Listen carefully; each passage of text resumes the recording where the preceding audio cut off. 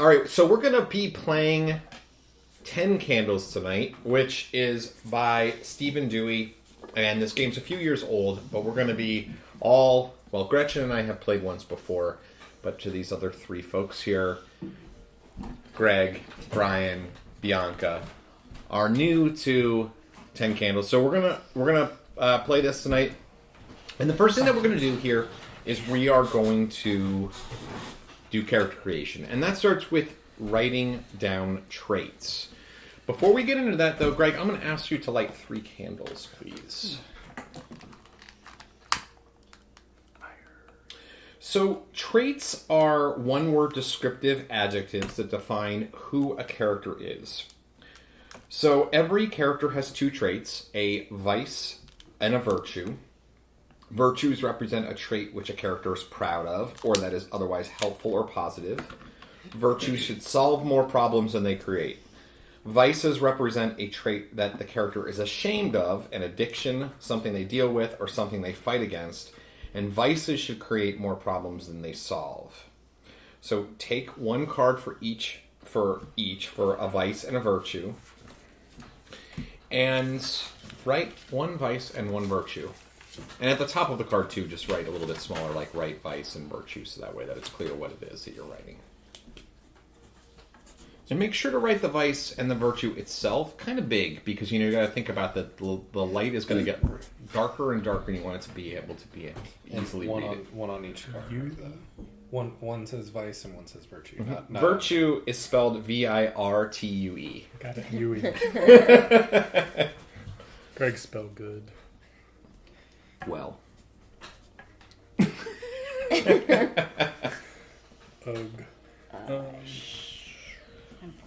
So some examples of virtues would be like lucky, resourceful, daring, strong. Those would be some good virtues. And, it's kind of a one-word thing. An example of a vice would be afraid, greedy, naive, controlling, compulsive. That's not a vice. Don't write that as a vice.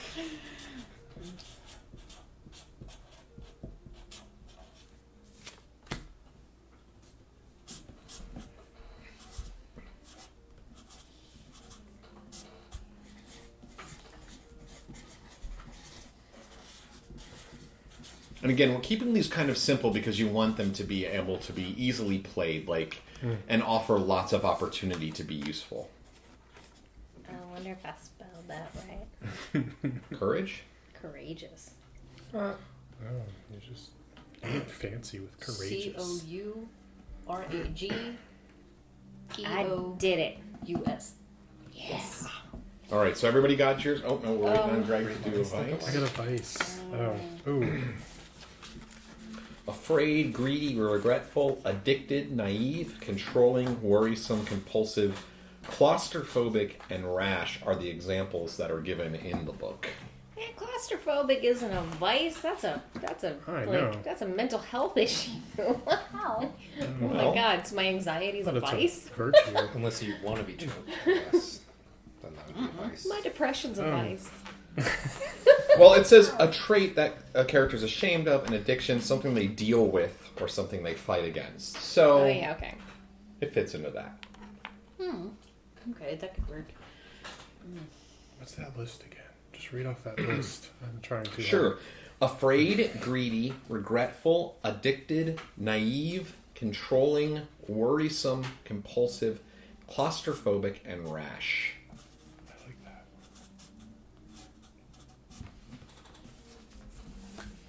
Okay. So once these all been written, you will pass the virtue that you've written to the player sitting on your right. My right. And you will pass the vice that you've written to the person playing on your left. Okay. So Bianca just handed me to myself. Oh. Honest and aggressive. That is pretty much Gretchen. Honest and aggressive.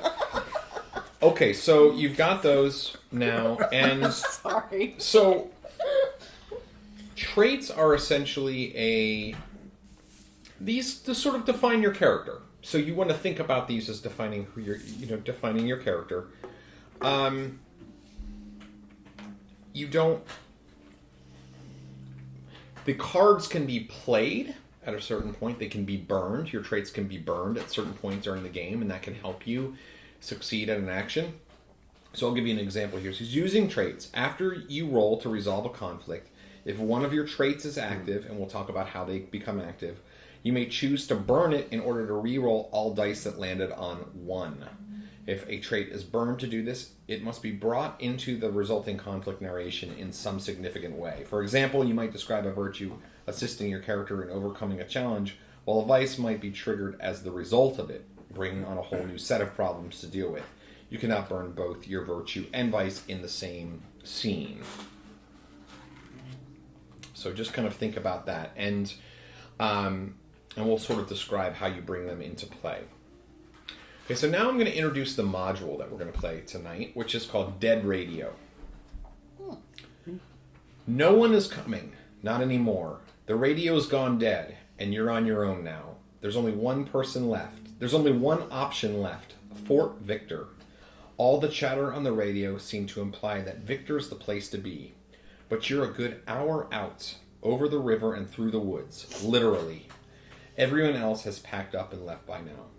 The town hall's fallout shelter is slim pickings. Not enough food to last the next few days, not to mention the fact that your generator's been acting up. Maybe a few supplies could be scavenged, but one thing's for sure, it's time to leave. So the goal is to discover what has become of the military forces at Fort Victor. Are you okay not taking notes? Are you going to be all right?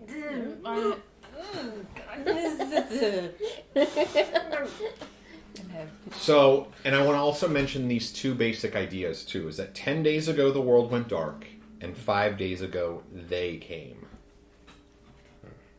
Got it. We'll define what they is later. Mm-hmm. Okay, so now everybody take another index card, and we're going to create concepts. We're essentially making our character now. So this is the basic concept for your character. You want to have a name, a look, what do they look like at a quick glance, and a concept. In a few words, who are they and what are they? So they're supposed to be a snapshot. You don't have to get into a ton of detail. So here's a couple of examples. Andrew Litwell, mid-40s, salt and pepper hair with long black coat, retired lawyer. That would be an example of a character. Or William Billy Kale, 9-year-old, with a bright face and dark eyes, just a kid. So a couple of examples there that you can use.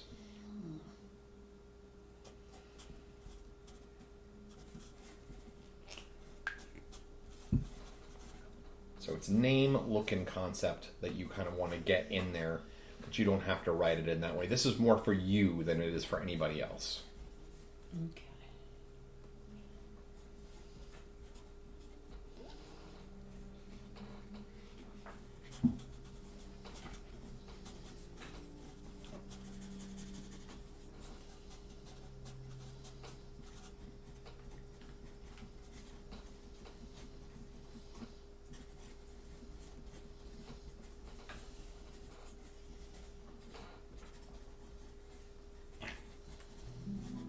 And note, of course, that we'll define what the details of the character as the game is played. In a way, you discover who the character is as the game is played.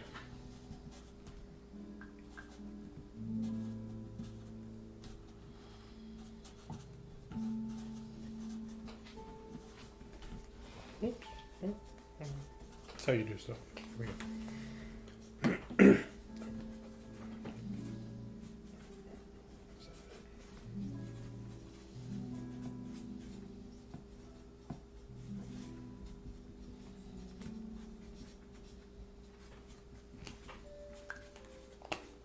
Let me know when everybody is done.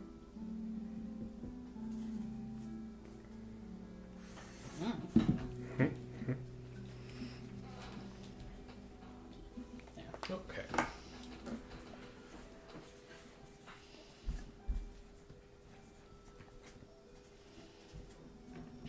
Okay.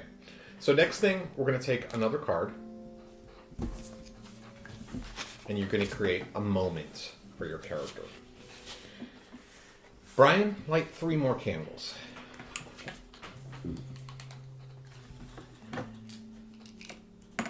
Yeah. That's what you're supposed to do.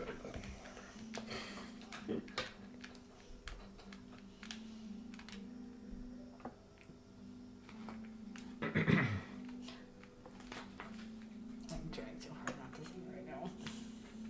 Not to what? Sing. This magic moment.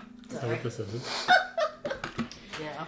So, moments detail a personal scene or event that will be played out for each character at some point during the session.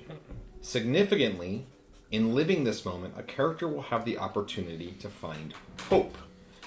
You might find this hope in an act of heroism, in solving a mystery about them or the sunless sky, in completing a goal, in reaching an area of safe haven, or in some other accomplishment. To establish moments, each player should take another index card and write down, "I will find hope," at the top.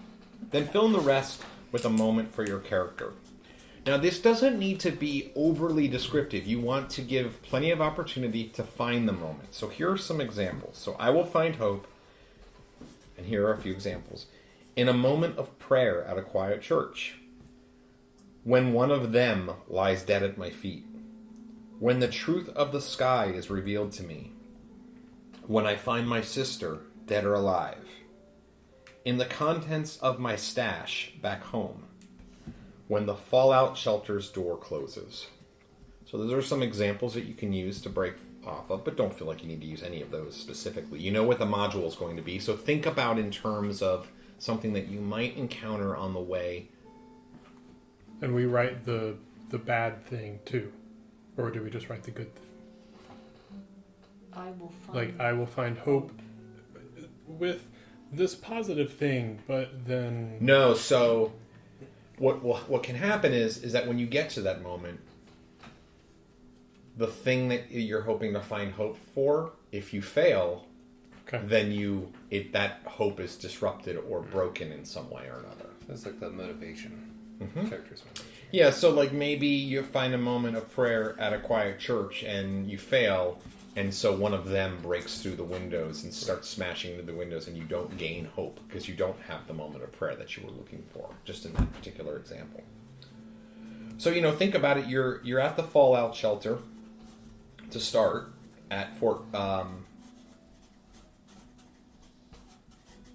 at the town hall's fallout shelter, and you're going to be traveling to Fort Victor. So in between here and there, what are some things that you might find hope in along the way? And keep in mind, this is an opportunity for you to tell part of your story. Like, this is very collaborative, so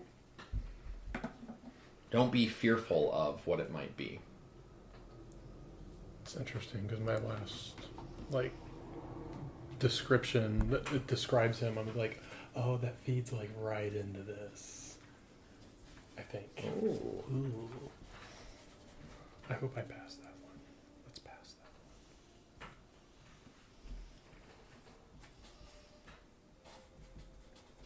So, and hope relates to the die that you have in front of you. If when your moment is played out and you succeed and you find hope, if you succeed in that particular conflict, you get to add that die to your dice pool whenever you roll from then on, and that's just for you. So it becomes a special die and actually succeeds at a higher level of frequency, and it's much harder to lose. Okay, so everybody got your moments? All right, why don't you all tell me what your moments are?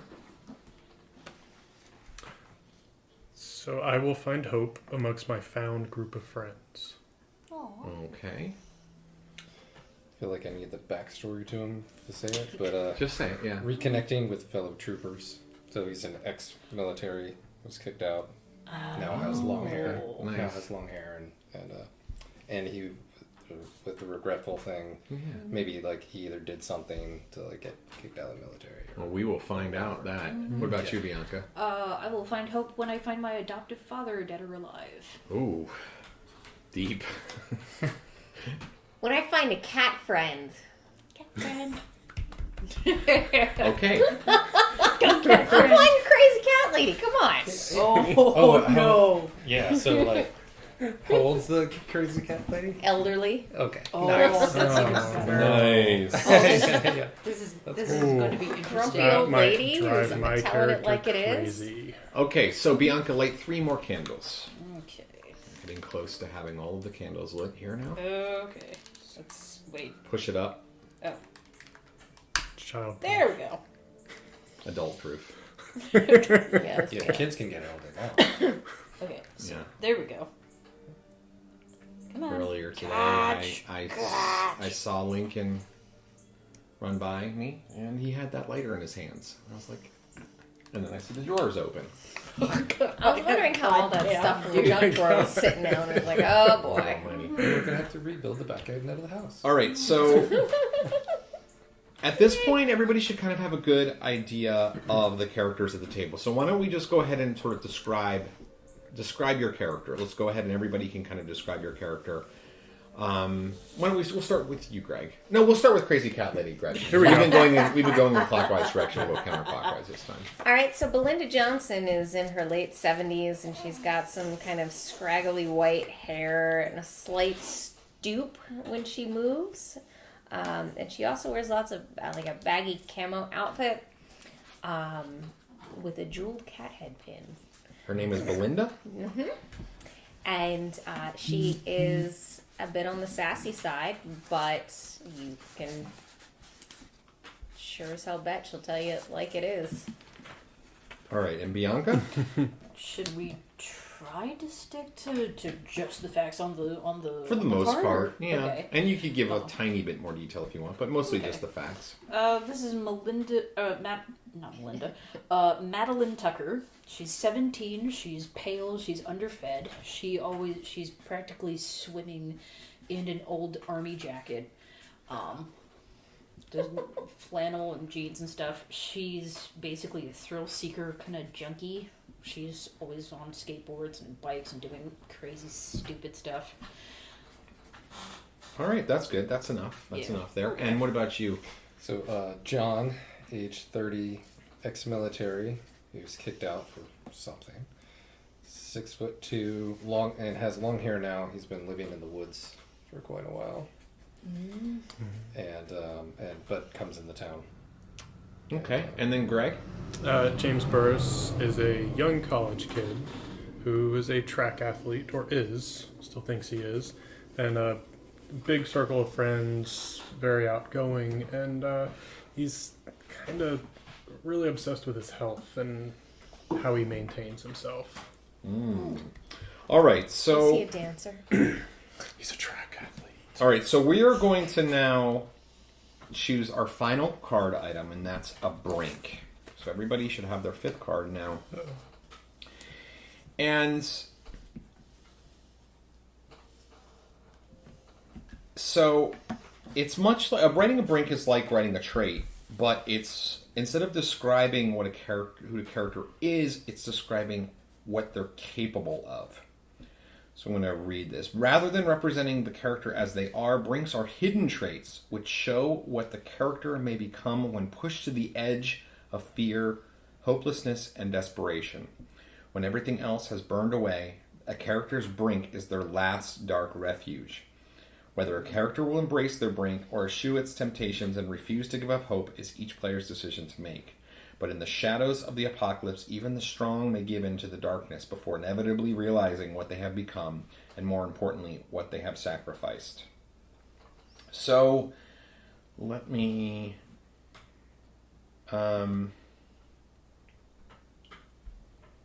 these do get passed to another player. So you're writing a brink for someone else, and I want to make sure I get this right here.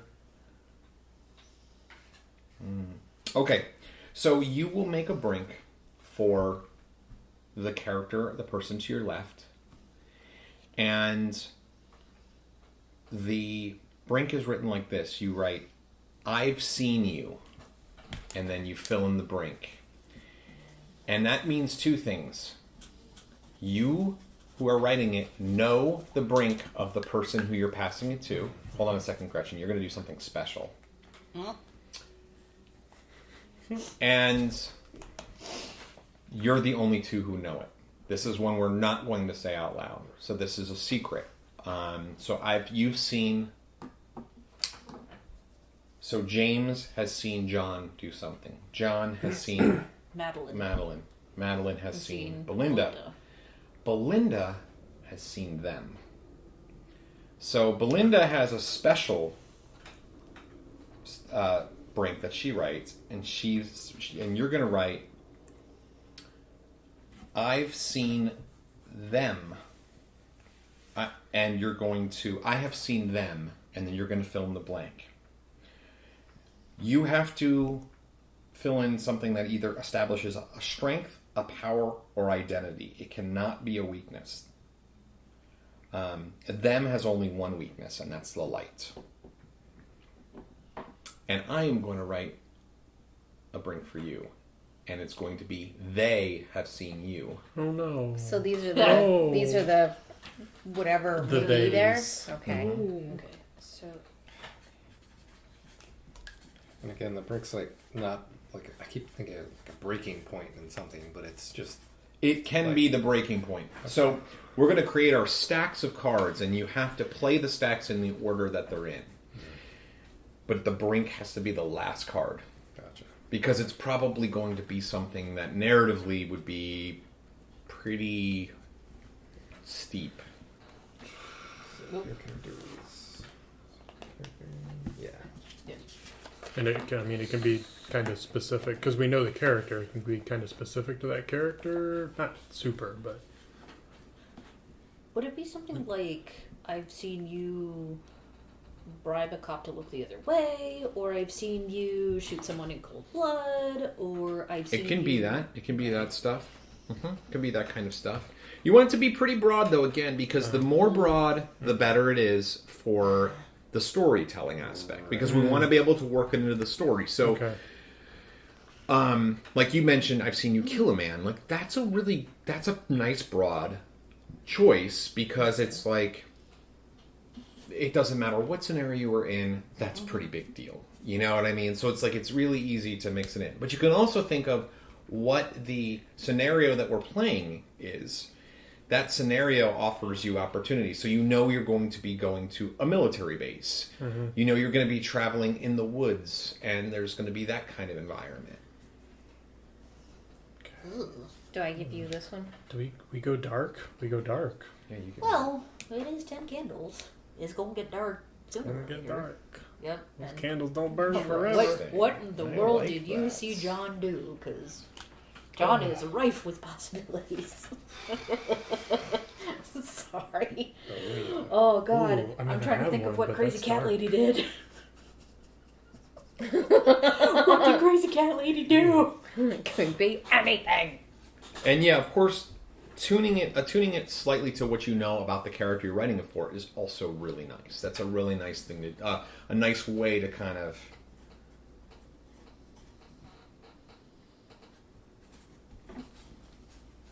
Sure.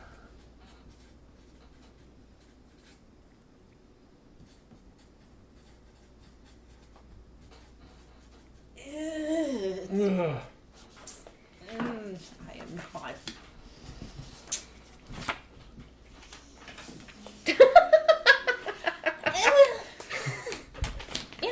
You know, that makes it.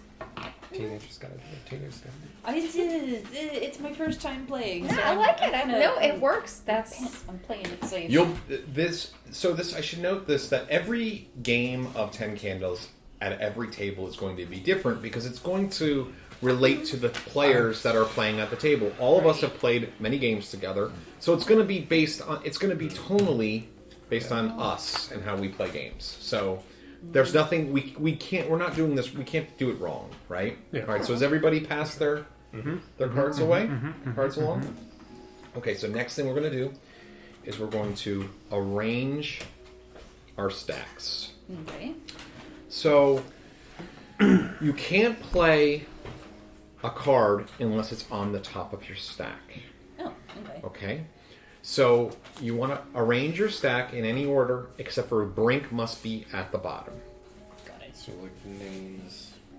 Oh, that's to the side. obviously You keep to the that out. side. Yeah, keep that out to Okay. the side. Okay, so the concept just stay. Yeah, or- concept of your character stays to the side. That's just a reminder for yourself, just to kind of keep yourself in order. So basically, you can choose which order virtue, vice, and moment.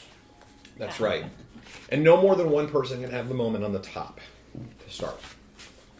I do not have my moment on top. Same. I have my moment on top. Okay. There you go. Well, you Yeah, have that your works. moment. Okay? We've arranged the stack. Okay, so your characters begin play with whatever you specifically have in your pockets right now. Ooh. That's it. Your phone? Yep. Okay. My God, that looks like a piece of chocolate. A tiny piece of chocolate. You have a tissue? I have a tissue. It's funny. I took off my knife and my Yeah, that's a and piece of keys chocolate. I got a and piece of everything. You get a piece of chocolate. Oh, that's Got good it. rations, though. That's good rations. Got a whole month. Do you even normally have have a cat? Do you have tissue. cat lady pants on right now? Yeah. Oh yeah. That's even better. Yes. Okay. Can I say my tissue is monogrammed? Is your tissue monogrammed? No. He's I just think saying that answers the question, doesn't it? No. Okay, Gretchen, Now he's light the final candle. All right, my turn to shine. My time to shine. I see what you did there. So I'm going to turn off the lights. Wah, wah, wah. Begin. Nice. Okay, so you've all been in the town hall's fallout shelter, and Fort Victor is sort of in your sights, in your mindset, as food has been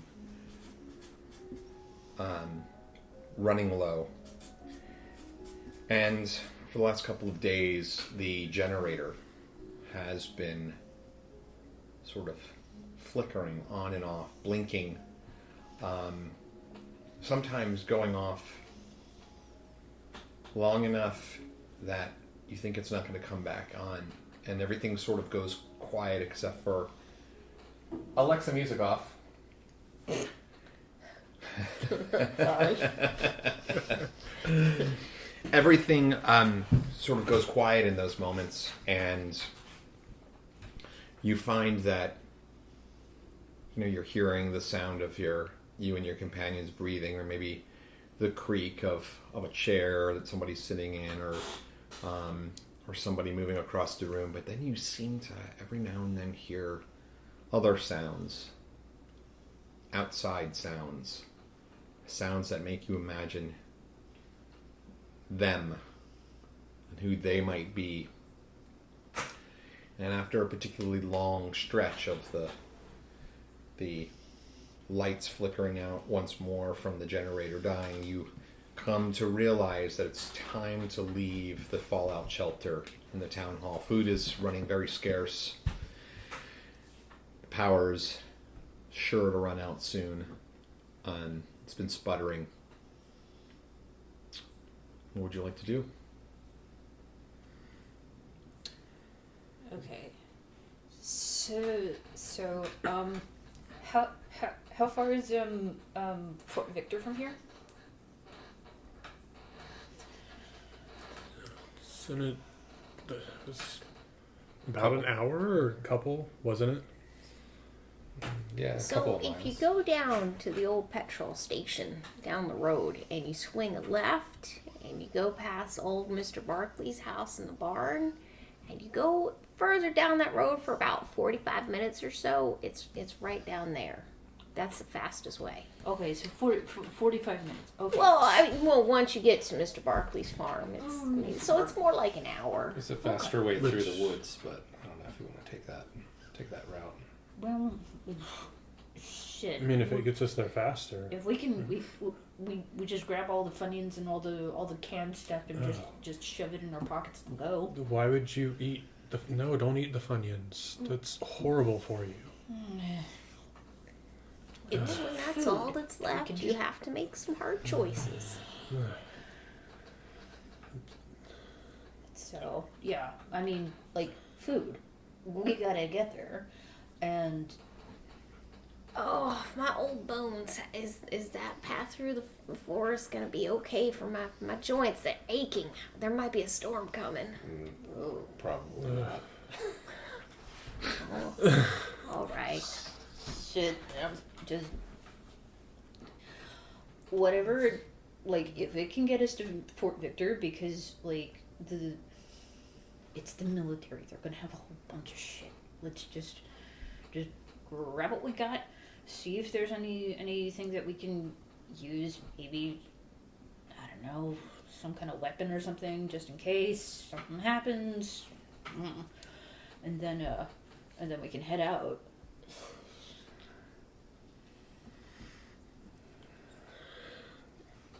Who's seen the threat we're facing?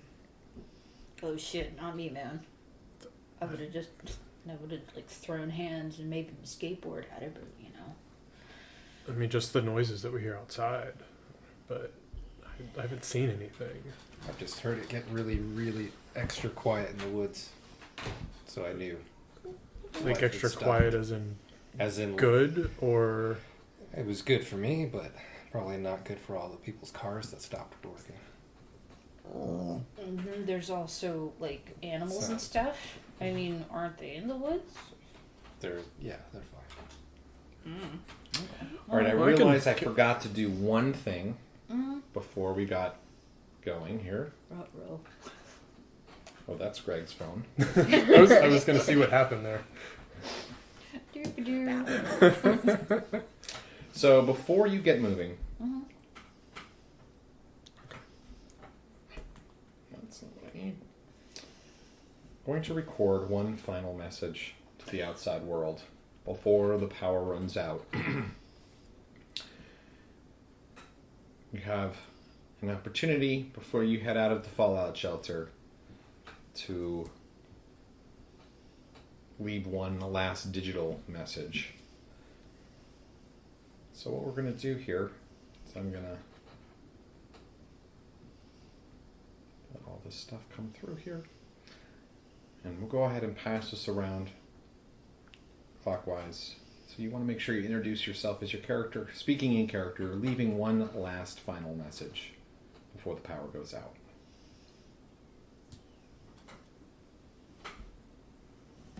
Is this record? Is it on? It's this is James Burris. I guess we're about to leave the fallout shelter, and I don't really know what to do. I mean, I was just in college like a week ago, and I just wanted to go back to me running with my friends, and I don't know what to. I just don't know. I don't know. And I hear it outside, and we'll be all right. We'll be all right. All right.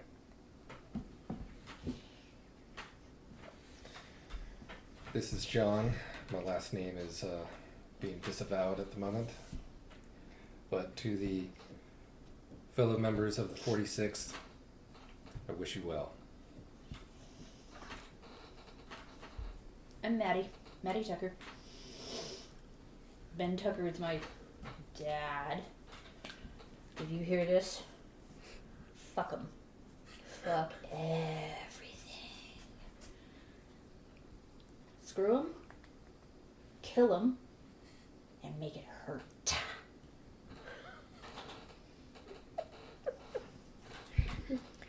Belinda Johnson here, and we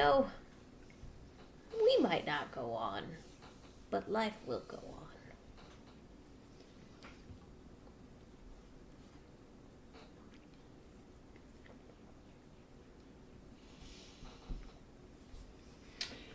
Okay. So, You're in the fallout shelter, and the lights flicker off for the last time as you finish up the recording. What would you like to do? You're now in the darkness. Fuck. Oh, my phone doesn't have that much. She's and looking for food, supplies, stuff. We need to get them.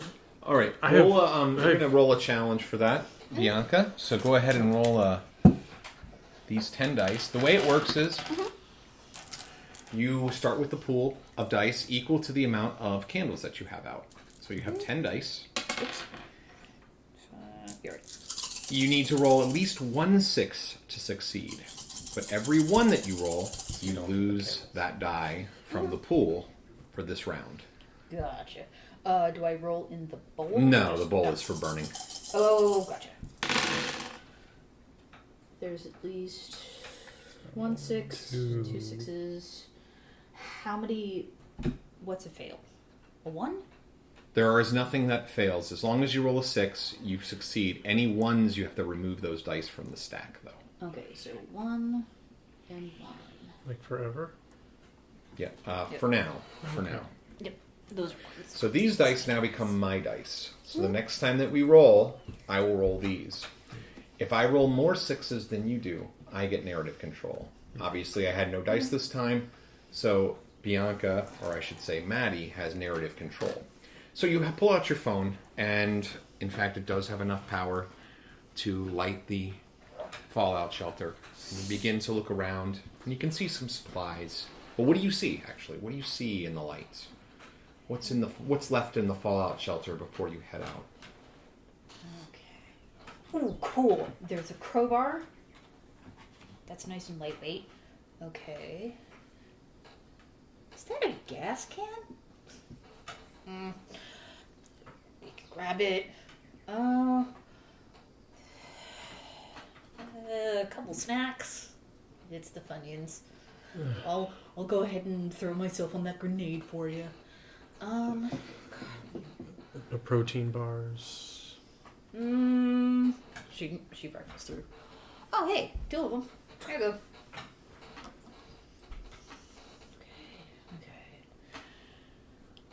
Okay. Why do these people suck? Where is all the other shit?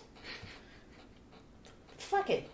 We've got a crowbar. We've got Funyuns. Let's go. Oh, and she'll turn off the she'll turn off the flashlight in order to save power. Anybody else? Bueller? We'll see if it works the next time you turn it back on. All right, so you head out of the fallout shelter with the goods that you were able to gather, and outside, as Belinda had predicted, there's sort of some booming thunder, and although there is something ominous about an approaching storm, it does provide you with a bit of light. There are no stars in the sky or moon that's illuminating the out at the exterior of the building and beyond, but the occasional explosions of lightning in the distance and the rolling thunder that comes after does illuminate the surroundings. And you can see it's been a few days since you've been out here. The town is a bit of a ghost town. You can see there's a couple of cars out on the street, but they're sort of parked at odd angles. A few of them seem to have had their windows smashed. You can see as the lightning illuminates the streets. There is a bit of a cold wind in spite of the summer temperatures, in spite of the summer time of year that's kind of going down the street, since there's no sun to warm the planet, it seems now. So you kind of step out in that area and everything looks abandoned. You can see some of the shops that were in sort of the downtown area are windows broken in, and just a few looking like a few cars parked askew here and there. Got the gas can. Maybe they ran out of gas? Can try one of the cars. Yeah. I mean, that'd be the quickest, because, I mean, we can go through the woods, but... The car would be fast. If we can get to that farm. Wait. Mr. Barkley's farm. Farm. Yeah. Yeah. Barkley's Just down the road. Okay. So, yeah. I told you I felt the storm coming. Ooh. Just feel it in my bones. Well- But on the plus side, none of you might be old enough to ever feel that, so that's a bonus. Well, Nana, if we can get you into a Okay. car, then we can... I'm not your Nana. Oh, okay. I'm trying to be polite. Oh, Call me shit. Nana. Fucking old pants. So, okay, let's grab a... Okay, so let's try to find a car that's not... A little short. Well, we can, let's find a car and see what we got. Oh, okay, maybe not one that's all dinged up or something. That van over there looks pretty good. Well, fuck it. Let's try it. Go over to the van. Okay. Hello? You gonna eat me? No? Good? Fuck you. And she tries to open the door. Teenagers. All right, make another conflict roll here. Oh shit. Oh no, what'd you do? I do not have What'd you do? 6. I have 2 1s though. Well, I don't believe that this is a time for your moment, and that's the one that's on top right now. Yep. Definitely not. Okay, so,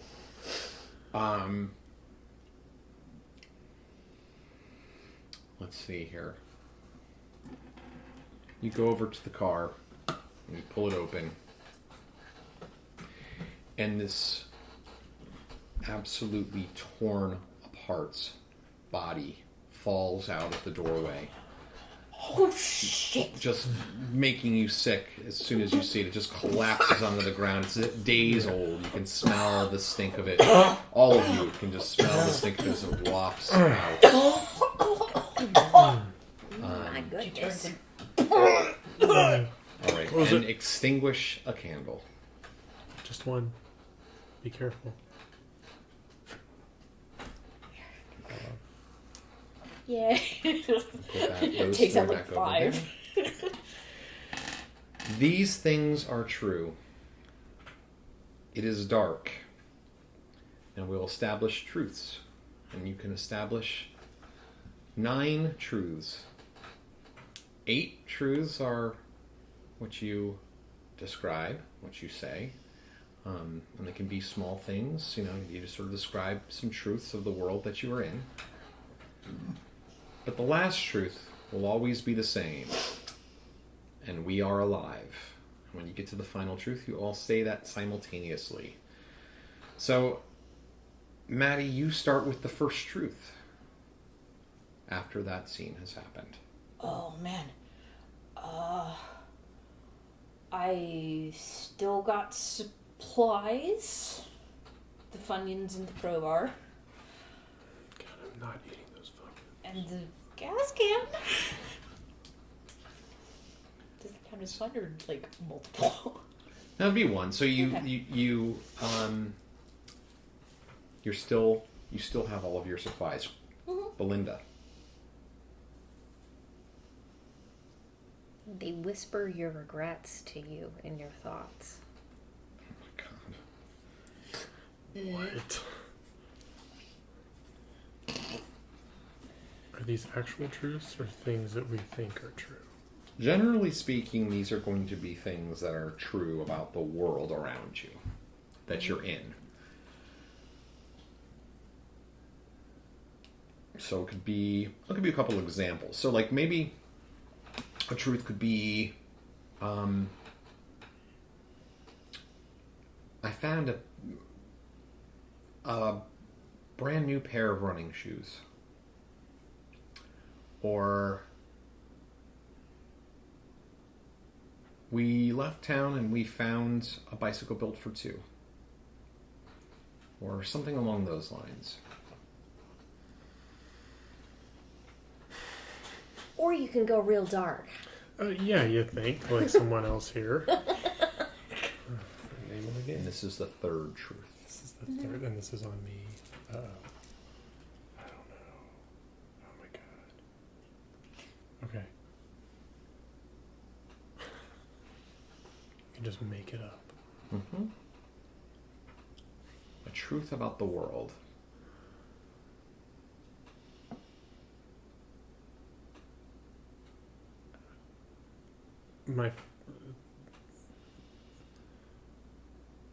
My friends said that they would be back. They would always come back.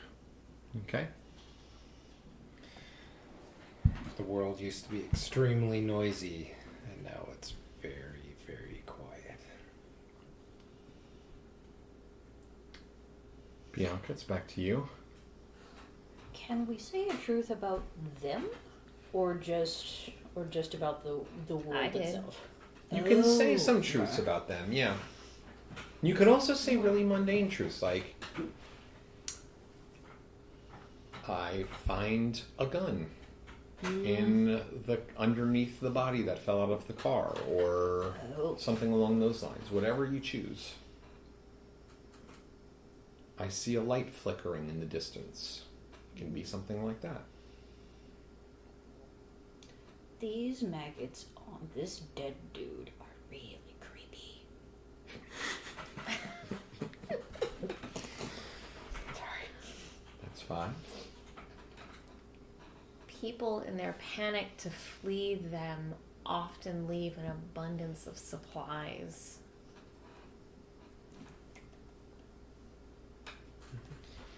Okay. It was going to be similar to mine.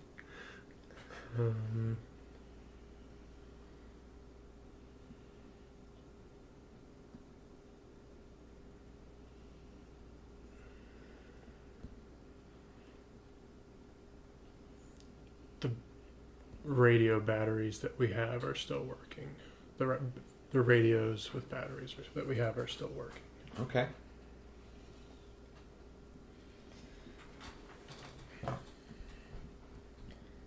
I have a fort in the center of the woods with supplies. Do I tell the others? All right, so you. Oh, and then is that 8? That was 8. That was 8. Okay, so 9th 9. is the 9th is where you all stay together. And And we we are are alive. Here we go. All right, so you unfortunately checked a few of the other cars that were around, and none of them were. You didn't get any of them running. So you started your trip through the woods. It seemed as though that John kind of took a bit of the lead. Moving through the woods, seems very comfortable within the woods. Some of you know that he has spent some time out here in the woods. And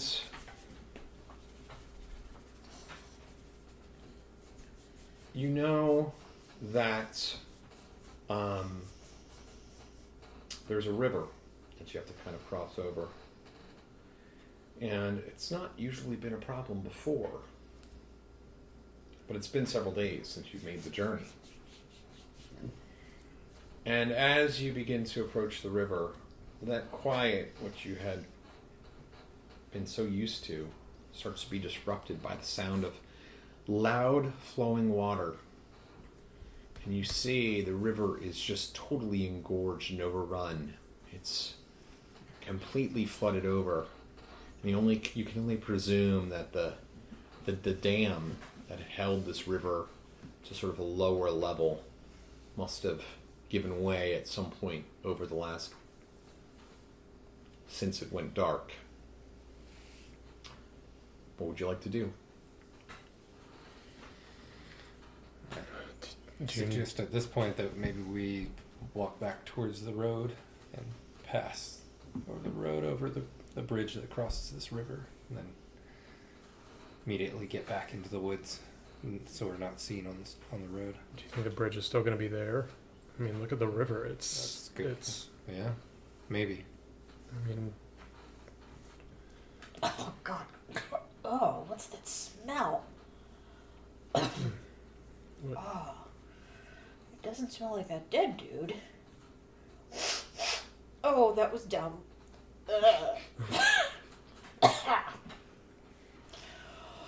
Oh, you gonna be Teenagers. okay to head over to the how far is the bridge from Are here? you gonna be okay with that bad smell? Yeah, lady. Well, we just entered the woods, so the bridge shouldn't be too far. Okay. Well. Okay. Yeah. Because it's not one of those. It's not like a big river, right? It's not like one of those bridges that like No, breaks up. no Yeah. boats are going through this. Okay. Well, I mean, before everything went to shit. So, yeah. Okay. So. Well, I think we should just keep moving. Okay. Belinda starts heading off in the direction of the bridge. She's lived here her whole life. She knows where it is. I follow after the lady. do you have one of those protein bars that I could have? I'm feeling hungry, and I don't want to. Oh, honey, you might Start- be feeling hungry, but I'm pretty sure you can wait. I need to eat. I'm feeling really just weak, and I need energy. I just can't. I have to eat. I just. Okay, well, maybe it's good that one of us stays with a little bit more muscle. You know, it's good. It's good eating. Well, that's creepy. Let's go. Oh. Yeah. Just saying, you know. All right, so you begin to walk along the engorged riverbed and up to where you recall the road, which is, you've kind of delved into the forest now enough that the road's probably maybe a quarter, not quite a half a mile, but probably a little more than a quarter mile.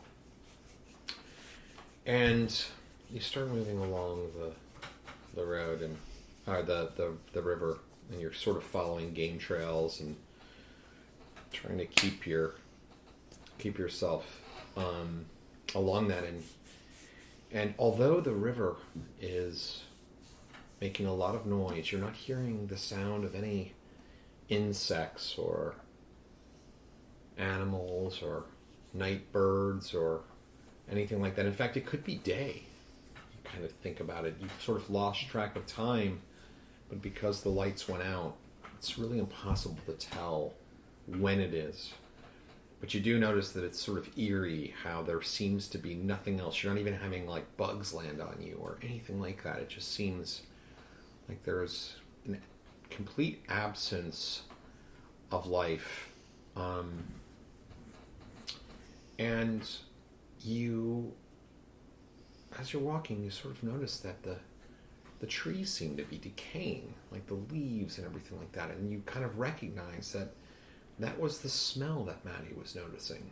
There was that the trees seem to be decaying. The leaves seem to be decaying directly on the trees, and you could see the branches are sort of drooping down in your way, and kind of having to brush them out of your way, move them out of your way. And you hear and maybe see something, you're unsure of what,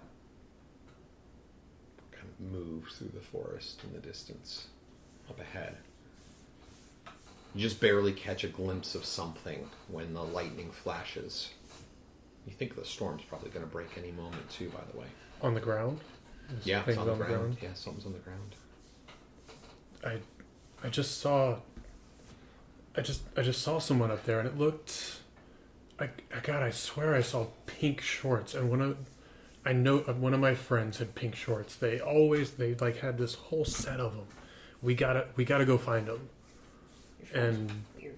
I just start almost running towards that. Oh, hey, Hercules, wait out! And I'm running after him. I told you that was an accident. All right, so John, or no, James, go ahead and roll a check here. You get all 9 dice, and I start with 1 this time. I did not get a success. So. Nope. Okay, well, what you can do, did you get any 1s? Yes. If you would like, you can burn your vice of compulsive, which I think is making some narrative sense, actually. You sort of compulsively ran off into the forest, and you can re-roll, you can burn that, and you can re-roll those 2 1s. And if you get a 6 on those, you will succeed at this. Ooh. Okay. So you literally burn it. You set it on fire. But what happens if am I no longer compulsive? You still are compulsive, but you no longer have the vice to burn. I suggest using your cards. You'll see between the group of you, everybody has 4 cards. So, Like, set it on fire and then stick it in the board. Ooh. There we go. That's pretty cool. Keep burning. Keep burning. Now fire.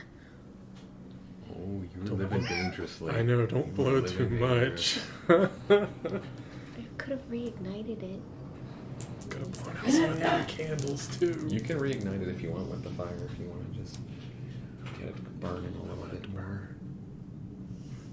Burn. Fire. Fire.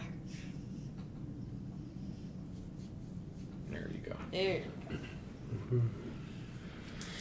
That's more satisfying for the video. Oh, and you succeeded. You gotta We do take this one out of there, though. 6 and 1.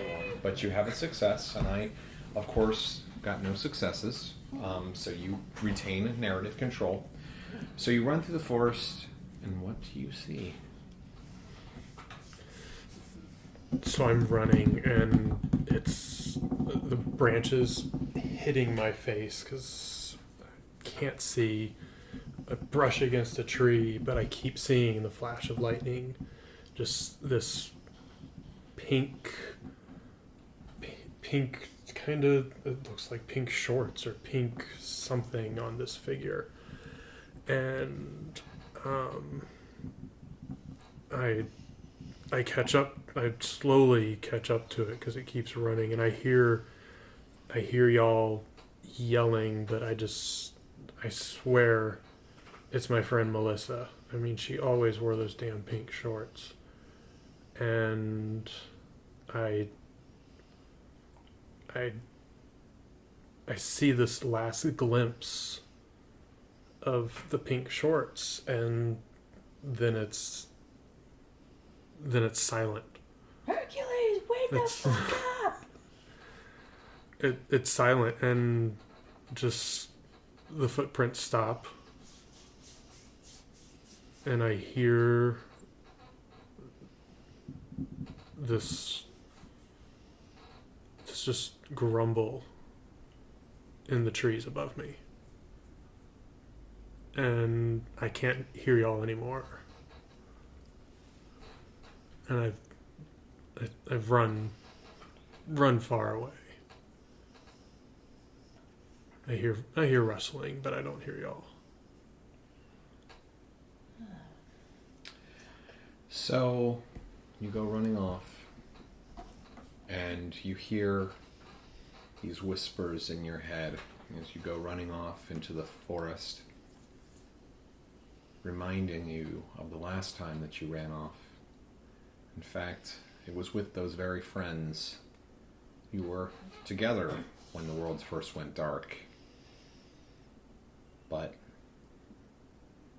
fear gripped you, and you went running off, and you just feel this sort of pang of regret in your in your chest and in your stomach and your sort of tightness in your chest, and you go running off into the woods. And the three of you move to sort of catch up to where James went running. And you sort of stop in this sort of small clearing. There seems to be almost signs of like a scuffle or of some sort.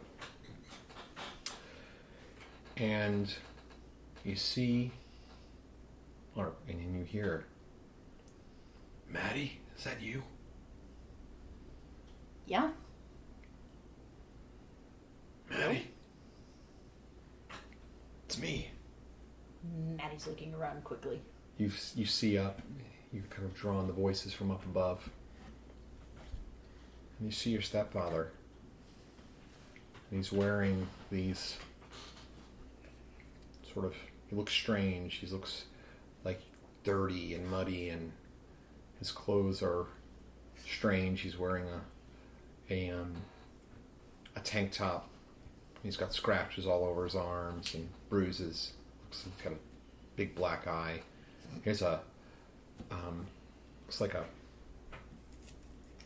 just a line of scratches across his face. You can see in the lightning. It looks like there's like almost like a claw. Looks like down the side of his face. And he's wearing these bright pink shorts.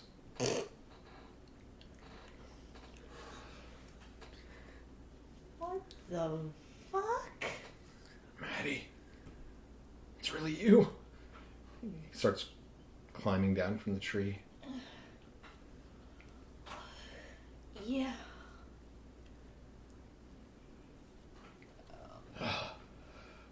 What's Mom's name?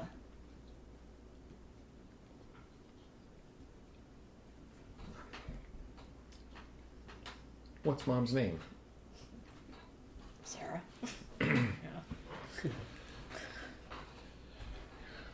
He says, Sarah, but I always called her Pooh. Oh, God, you... Jesus. What? Okay. Who are these? Who are these people? Just some dudes. That man, he came running for me. Thought he was going to kill me. He had a look of craze in his eyes. Big buff dude. He's a little off. I guess we're all a little off these days. So, yeah. So where'd he go? 'Cause, he was with us. I can hear him rustling in the leaves. He went running in the woods. He points in a direction. I might be weeping now on my knees, just really sad, so you might hear me cry. Yeah, he's not. He kind of stopped eventually, but Yeah. he points off into the woods. He says, he looks to you, John. He says, why don't you go check on your friend so I can talk to my Maddie? It's dark. I think we should all go over that way so we don't get separated. Yep. I think that's a wise idea. Okay. Sounds good. I've Yeah. seen those movies. Yeah. And if you don't mind, we just met you with our group, so He walks over, gets a little bit closer to you, Maddie. Mm-hmm. He says, and go ahead and roll a conflict. Isn't this your moment? Yep. It are my moment. It are the moment. No sixes. No ones, but no sixes. Poop Skittles. All right, so Go ahead and burn your moment. Okay. Now, there aren't any ones. Can I reroll anything? You can't reroll anything. Nope. But go ahead and still burn the moment. The moment is over. Yep. Yes, and it did not succeed. Come on, baby. Catch. There you yeah, go. we did it. and I have narrative control, and I'm going to describe the scene. Mm-hmm. He gets, as John says, well, we should all go together. He reaches towards you, man. He says, come, give me a hug. He kind of gives you a smile and reaches in to give you a hug. And as much as you want to try to play it cool and you know, you're a rebel, you start to feel sort of, okay, well, he and Mom they always took good care of you, and you start to feel this sort of hope well up in you. And he embraces you, and then you feel this stab into your, like, side. And he looks down at you and he says, I'm sorry, Maddie. I'm just so hungry. John, being right there, sees something All right, happen. and put a candle out. Just one. Nope. These things are true. It is dark. Maddie has just been stabbed. Many survivors are on the brink of madness.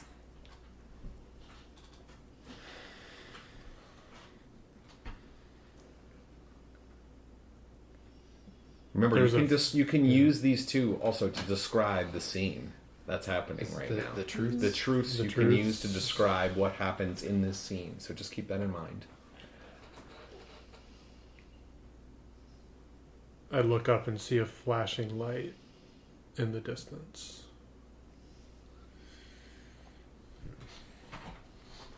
I look but do not see a moon. Okay.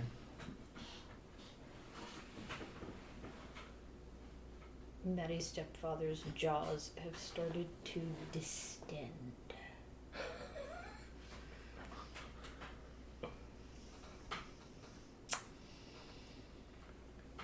Belinda finds a big stick to smack him upside the head. Last truth. Well, not the last truth.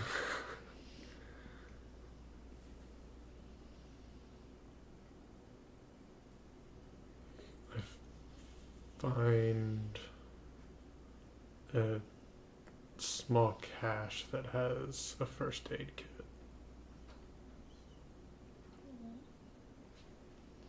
And the final truth. And we And are we are alive. alive. Okay, so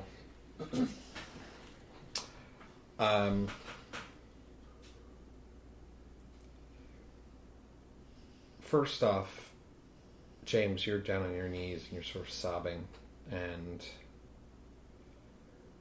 you find a pack where you fell. In fact, that's what sort of tripped you up. That's why you stopped running. Your feet got caught in a strap, and sort of kind of pulled to your senses, and you reach into the pack and you see a first aid kit within. And then there's a light in the distance that draws your attention. You also hear sort of a croak, groan, back where the rest of your group is. And Belinda and John, the two of you see, well, in the lightning, and it begins to rain. The rain starts to come down. You can see in the brightness of the lightning that Maddie's face is a twisted mask of pain, and it doesn't look like her stepfather is hugging her so much as keeping her from escape, clutching her. What would you like to do? I would like to swing my found bludgeoning weapon at his head. All right, how many do we have? 8. 8? You get 8 dice then? Belinda snarls, her bony fingers wrapping around this thick stick. Tired of men like you! Oop, there we go. There's one. 1, 6, no ones. Yep, Oh, wait, one. a ton of 4s. If you'd like to, you can also burn your vice if you want to try to give it a reroll. And if you don't, I a feel 6 like I have 5 4s. Something special should happen. That is a lot of force. Right? Now, what this will do is you can get another success. You've already succeeded. You don't need it for success. But if you don't roll a 1 on your reroll, then this die doesn't get pulled out of your pool. And your vice is pretty appropriate, thematically appropriate if you want to use it. Sure. All right. Let's do it. Burn What's it. your vice? Oh, Aggressive. Aggressive. Yeah.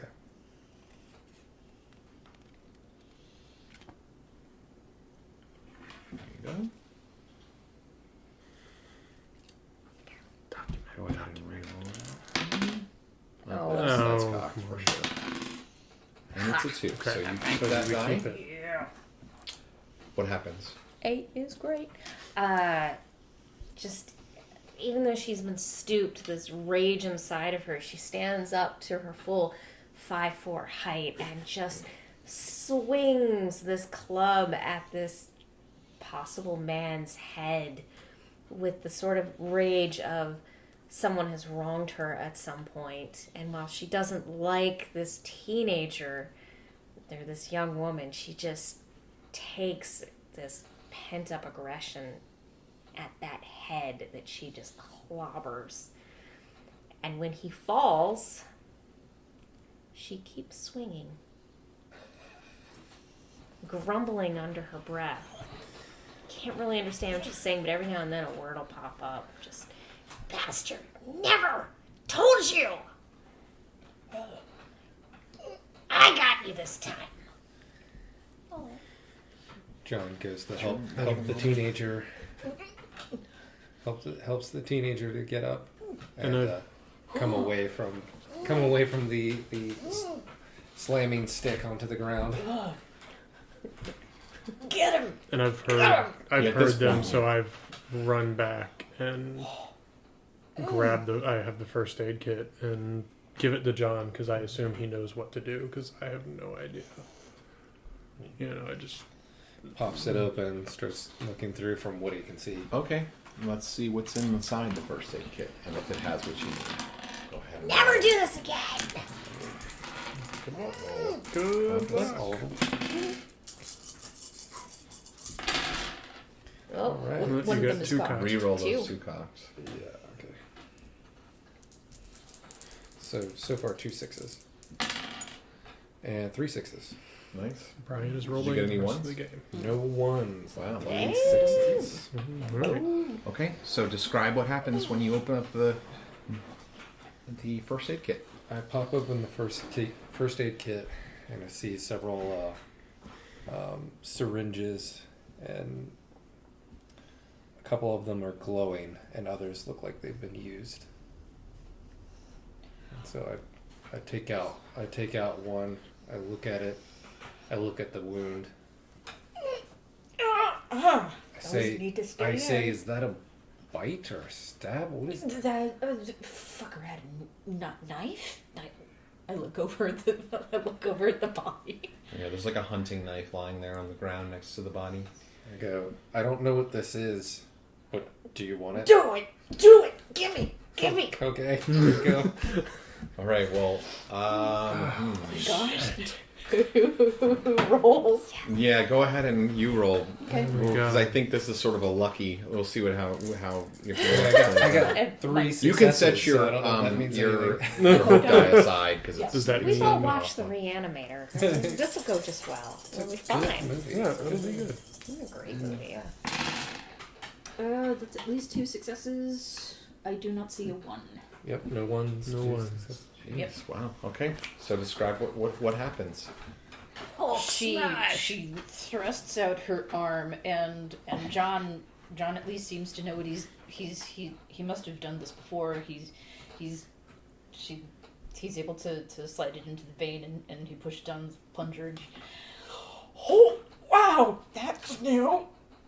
Oh, because she feels hot and cold and somehow stiff, and yet she feels like she's floating. And wow, this is not any kind of drug she ever did before. Oh no, this is a new high. The wound starts kind of growing, just sort of like the edges just sort of grow and meet and seal. There's still a bunch of blood. Her shirt and her pants are still covered in it, but it's just it glows the same color as the syringe, and then it just sort of fades away. And she's like, oh, I can see time. This is so cool. Been Wow. there. That guy, he should die. He should really, really die. Oh, don't worry, he's already dead. I think Nana took care of that. Don't call me Nana! Ooh. Belinda stands up, and her white hair is just, in the lightning flashes, is now just streaks of red, and there's some gore in there. And she smiles, and there's this glint in her eyes that flashes from the lightning. She smiles. There's a tooth or so missing, but you just see this feralness in her. Okay, God. Name. Linda? Belinda? Belinda. Yeah, okay, cool, yes. Belinda the badass. Okay. That's better than Nana. We need to do something.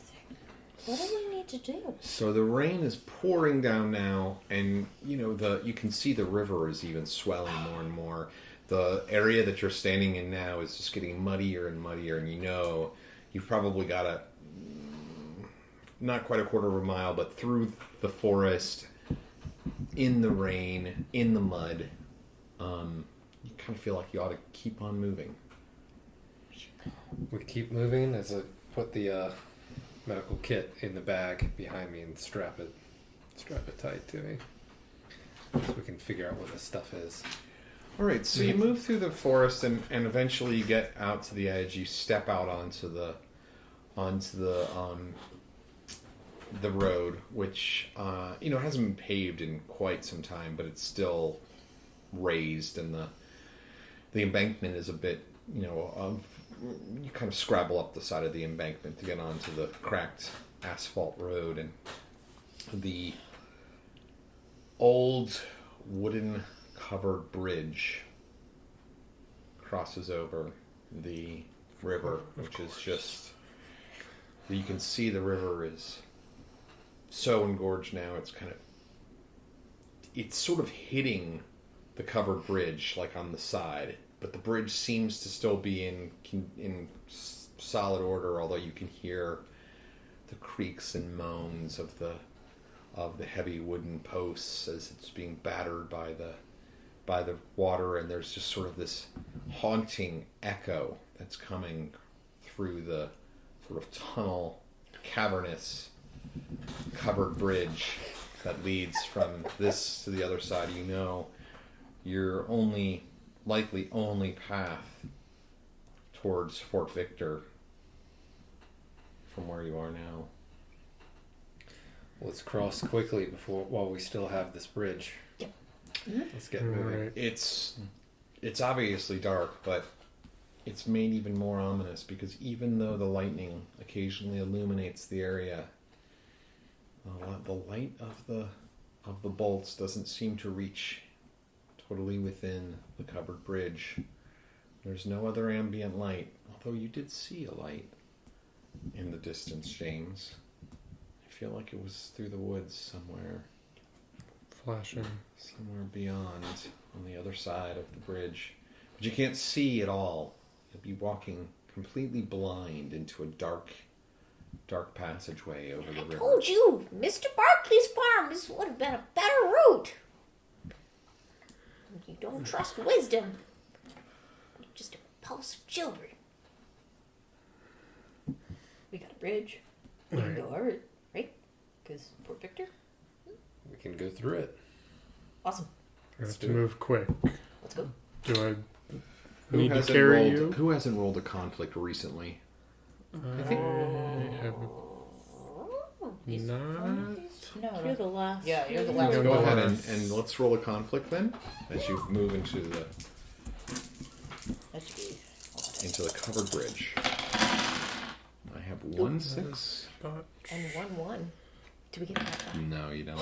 You also have a 6. Unfortunately, a tie means that you do in fact succeed, but I get to control the narrative. good thing I didn't say what I was going to say then. So you begin to maneuver, walk through the covered bridge, and when you first step in, you momentarily sort of sigh as you hear as the rain stops pouring down on you, and you're not feeling quite so battered by it, and kind of there's sort of a weird quiet. I mean, you hear the sound of the rain beating down on the top of the covered bridge, but you can kind of hear the sounds of your breath and the echoes of the creaks from the bridge as you're moving across it and moving underneath the bridge. And now all of you see a sort of set of bouncing lights, a couple of lights in the distance. It seems to be at least one sort of electric light, but then another that seems to be sort of flickering, maybe like a torch of some sort. Beyond, on the other side of the passageway, the road sort of descends a bit and then curves around. So it appears as though they're coming down the road towards where you are, but it's still through forest because they're sort of beyond the curve. But you can definitely see lights flickering in and out of some figures. What would you like to do? Seem to be walking at a somewhat normal pace. It looks like there's 4 of them. I think. Maybe we should meet up. My friend said they were going to come back, so maybe they went to the fort, and they're coming back. So we should go meet them. Come on, and I'm actually going to kind of move you fast, kind of grab your hand and move you faster through the. Belinda's the gonna bridge. lift her stick, which is still, in spite of the rain, is still bloody, and there's bits of brain matter. I'm in front of you, so I don't see it. I'm just grabbing you and grabbing your arm and kind of walking faster with you. Oh, Hercules, Miss Belinda is What? kind of not happy. Oh, I'll Okay, give you one moment to let go of me, or I will make you let go of me, son. Okay, I'm sorry. Just can we move faster? I want to. No one Fine. believes your friends are coming back for you. They told me they were going to come back. Well, They people could have gone to the lie. fort and found safety and be coming back for me and us. I'm pretty sure you left their safety, or else there'd be more of you with us. I didn't leave them. I couldn't help it. We don't know who they are yet, so let's approach with caution.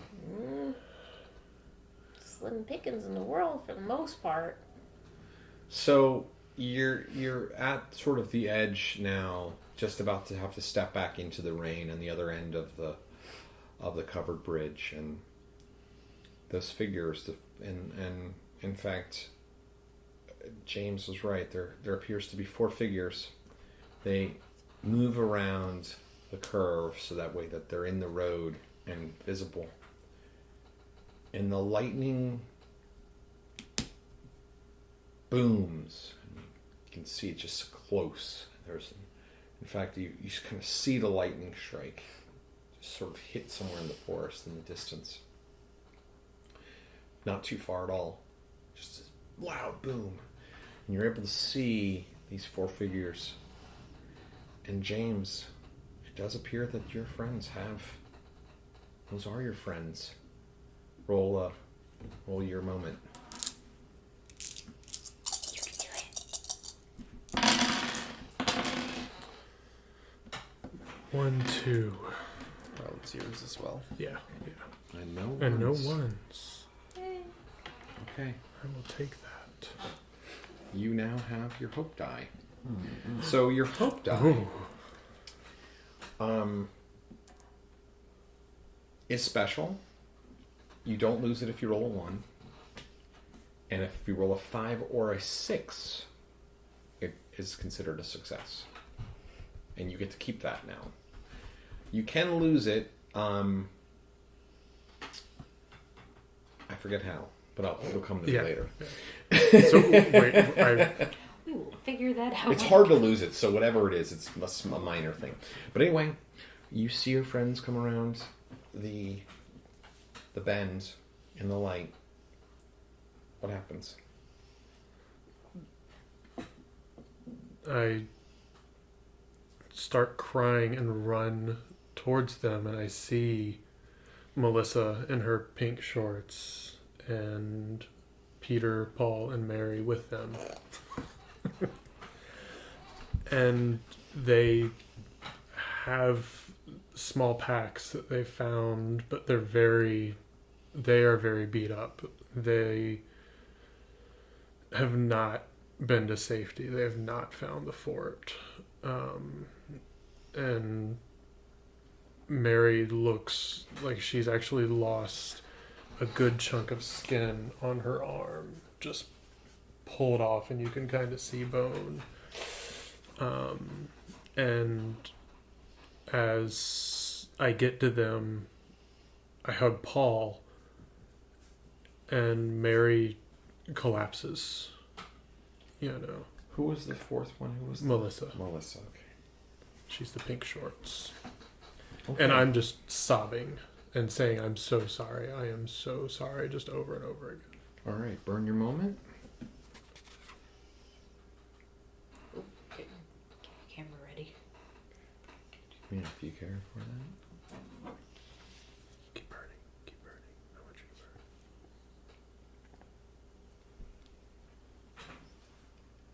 The moments when the cards burn is very satisfying. It is. All right. Mary collapses. All of you see James go running up. And unlike the previous time, it seems that these people do know him. The woman, girl in pink shorts sort of reaches down to hug James, and then Mary, or the other woman, whose name you don't all know yet, but she collapses, and the two other young men who are in the group, they immediately go down to her and start saying things like, "Oh my God, she's lost a lot of blood. What do we do?" What would you like I to yell do? out to John, is there anything left in the first aid kit? There is, but is she almost about to die? Pops up. We can help her, it doesn't matter. He looks through at them. Takes out another syringe. Says, all right, lift her arm. Lift her good arm. Lift it up. And Okay, Pumps go are ahead and full of liquid. roll a conflict. Did you pop it in? yeah, You roll good, you're fine. we'll see. We'll see. Oh, I Nice to just... say that, Greg. We'll see. That Like was We can do It's it. been a with- while. Yeah, fix it. Yeah. Sixes. Ones. That's a lot. And a lot of ones. That's a lot of ones. Oh my god. 3 1s and 1 6. We got a 6. What's on your top of your stack there? I can't see your cards. Oh, strong. His His virtue. virtue. If you would like, you can play the virtue. You can burn your virtue. Describe why strength would matter in this case. Apply your virtue to it. You could burn it, and then you could re-roll those 3 1s. And if you succeed, you get 6s or whatever. But even if you don't roll 1s, then you get to keep those dice in your pool. Because she's shaking, like convulsing and shaking.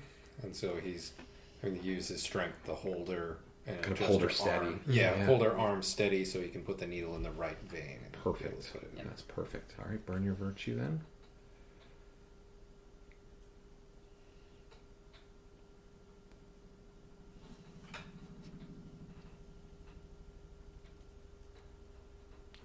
Oh, That was a good one. beautiful. All right, so roll those 3 dice again. Roll these 3 dice. Okay.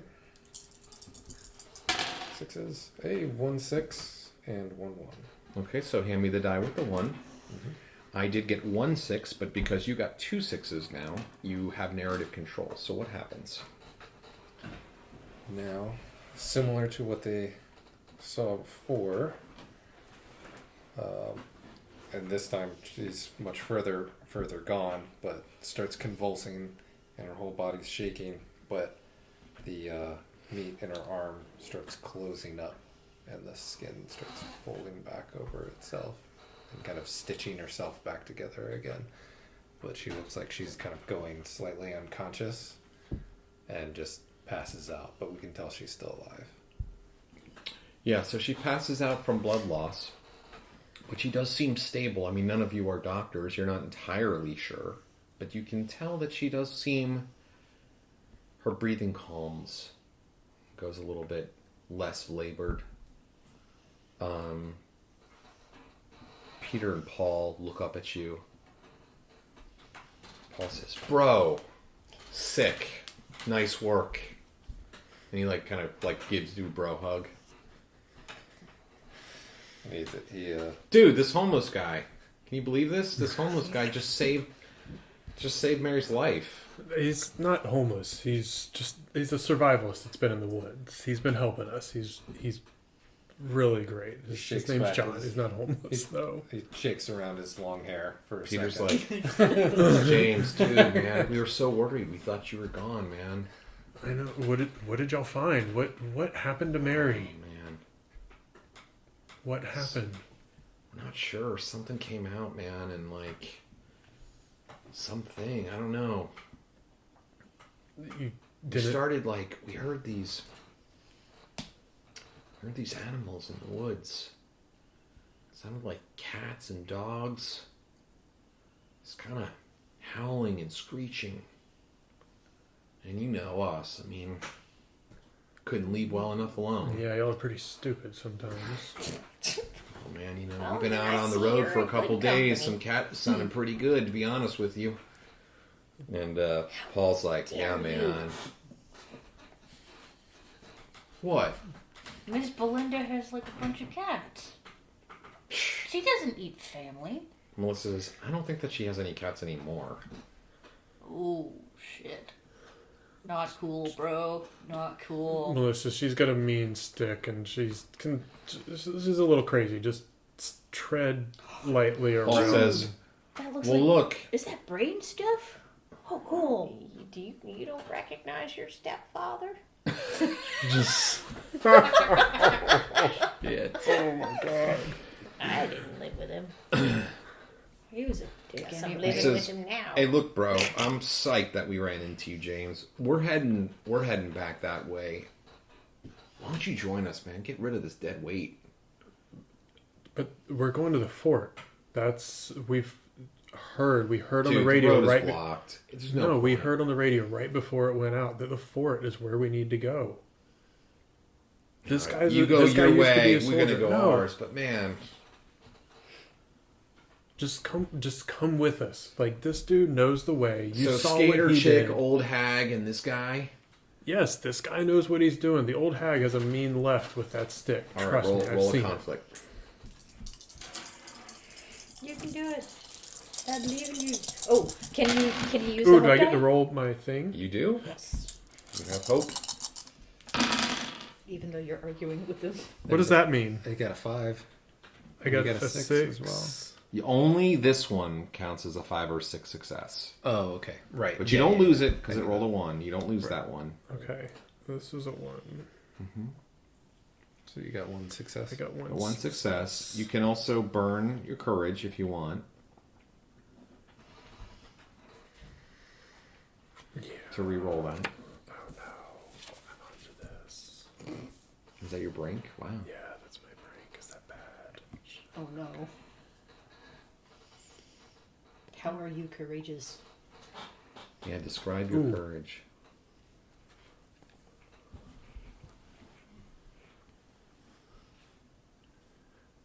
I burned my courage. I'm kind of sad. Oh. Well, first of all, re-roll that 1. Oh, where is it? Okay. That's a 4. But you get to keep the die. Keep the die. So I only got 1 6. All right, well, I So, actually get I- narrative control. Oh.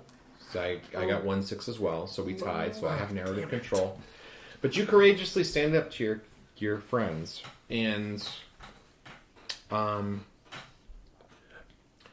you convince them that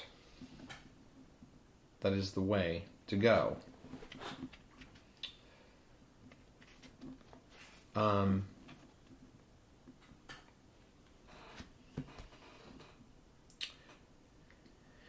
Let's see here. So you stand up and make a case to head to Fort Victor instead of heading to the south.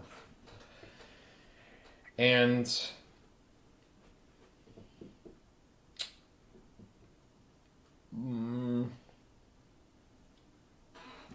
Melissa and Peter agree to come along and to bring, and Peter picks up Mary. Paul, who's sort of notoriously a loner and on his own, refuses. Bro, I don't care what you think. I'm not going back that way. I've seen what's in that direction. I'm not going anywhere near that. I'm not heading in that direction. Peter tries to argue with him for a little while. Melissa's just kind of shaking her head as if maybe she's done dealing with Paul's shit. But ultimately, they split up the supplies. Paul heads off into the woods. Before you know it, he disappears. He had the electrical light source. Bye. Peter's torch is sort of sputtering out because of the rain. But he hands it to Melissa and picks up Mary, who's unconscious, sort of slinging her over his shoulder. And he says, "All right, your show, man. Let's head on out." Where are we going, John? Since we got more people in the party and some injured, we'll stick to the road. Just keep going. So what's that shit that you guys saw in that direction? Or was it Jackass who just left? He says, "Well," Peter says, or actually Melissa says, "Yeah, it was him and Mary. They were out there.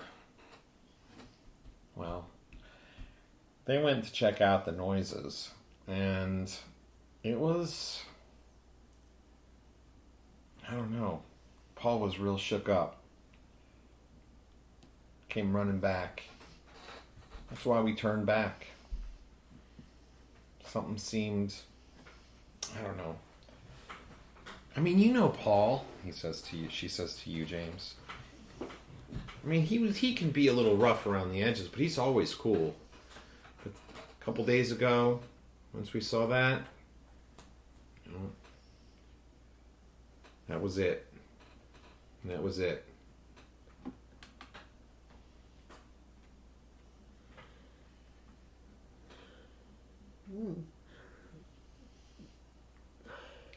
Oh, Paul. or How far down the road, or was that like your store, or where was this that happened? Is there a way we can kind of go around? God, I can't believe Paul lost his shit. Oh, I can. He's your friend. All of you, you youngins are so quick to snap these days. Melissa says, Says we the were just person who walking just- through the forest. I'm not exactly sure. It's raining. There's no light. Is We're not that- even really sure. Once we hit the road, we just started heading in this direction. Is that how her arm got all fucked up? Yeah, they went and... Her and Paul went and checked out those animals, and he said something came out of the darkness. I thought you said the animals were cool, like they weren't a problem. Like what? The animals hadn't been a problem to me. I haven't heard shit since we've been Yeah, it's been super quiet. You haven't heard any animals whatsoever. Like, or insects or anything. We could probably hear a mosquito fart with how fucking quiet it is. That sounds like a truth. It'll never be quiet in Savannah. That is the truth. Alright, so you continue down the pathway, and Melissa and Peter sort of promise that they'll kind of keep their eyes open, and if they start to notice that you're heading in the direction of where they had encountered that before, that they'll let you know so that you can steer clear of it. And you eventually pass by sort of where they said they emerged from the forest. And you can see, like, some where, like, the embankment has been sort of torn up because, look, it was muddy, and they, like, sort of climbed up and tore up the thing, and you could presume that they went in there. So you continue along the road, and the rain is still coming down, and you see up ahead, illuminated by lightning, there's a number of cars. It looks like there was some sort of car accident. There's a sort of a pile-up of cars. I don't want to say blocking the road, because it's not like you can't get around them, but there are a number of cars, like, sort of all together in the road. Blocking, like, vehicle traffic, I guess. Yeah. Yeah. Mm-hmm. What would you like to do? Should a candle been blown out? No, you haven't failed. Mm. Oh, it's failing. Okay. Mm-hmm. Well.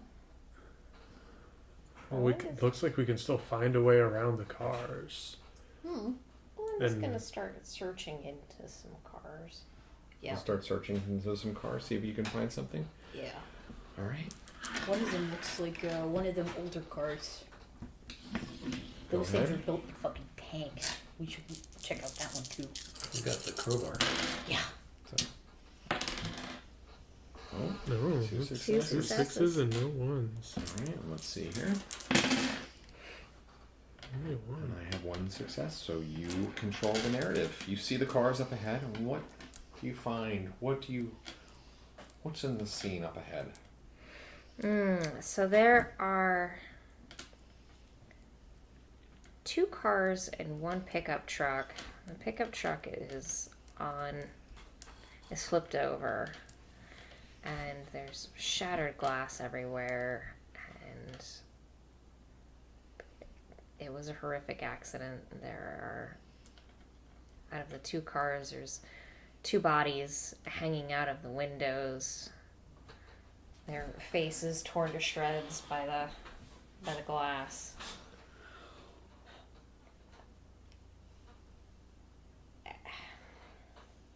There's blood scattered everywhere, and it looks like someone might have survived because there's this big wide streak of blood going off into the woods, or maybe someone was dragged off. And going through the cars, it's easy to find flashlights for each of us, 1 from each car. Well, she has her phone. And there are some basic supplies, some food, some blankets, some knapsacks, Okay, so you gear up a and bit. a lucky rabbit's foot. And a lucky rabbit's foot. You gear up. And you're sort of passing around materials and passing out the flashlights and gathering some blankets, and you find like a raincoat and a poncho or something and put it on so the rain isn't getting to you anymore, and you kind of get over to one of the last cars you're searching in, and you see the lucky rabbit's foot hanging from the rear view mirror, and you kind of pull it down and you sort of look at it and you smile, and you start to hear this whisper in your head. These voices, it's in your own voice actually, whispering to you about how it's been days since you fed the cats that you had left back at your home. Days that they've been forced to probably fend for themselves, and little Skipper, in fact, had been locked in the laundry room because little Skipper hadn't quite learned how to use the litter box yet when you were forced to leave. You tried to put it out of your head, but Skipper sure has been in that room for a long time without food. You feel sort of this regret just being whispered to you over and over and over again in your head. And what was a sort of joyous moment of pulling the rabbit's foot down becomes just something so horrible. And as you sort of have this bleary-eyed look through the tears that are in your eyes, and you kind of look up, trying to shake free of the whisper that's bringing forth this powerful, negative emotions and potential memory. The lightning flashes. And in the direction where you saw that blood streak, you see something. I'm not quite sure what it is. At first you kind of think maybe it's like a cat or a dog or something like that, but it doesn't seem quite like a cat or a dog or a deer or a squirrel or even maybe a bird. It seems like some sort of abomination. You're not really sure. In fact, the light flashes so quickly you just can't quite gauge it. But you're pretty sure that you make sort of eye contact with the creature right as you're sort of trying to shake off those powerful memories. And then you're kind of like looking out into the forest to see if you can catch another glimpse of it. And the lightning flashes again, and you don't see anything. You don't see anything at all. What'd you like to do? For Belinda, a sob kind of racks her body, and she clutches the rabbit's foot and then throws it in the distance. This wasn't lucky for anybody. It's here. It's here. I saw it. It's there. It's there in the distance. What the fuck's here? Them. You mean the noises that we've been hearing, they're here? That's... They are here. They're everywhere. Peter sets Mary down in the back of a car while you're kind of doing it, and you can hear like, get away, get away, get away. She seems to be like tossing and turning, having some sort of nightmare. Okay, the second she starts flipping out, we need to yeah. Okay, so,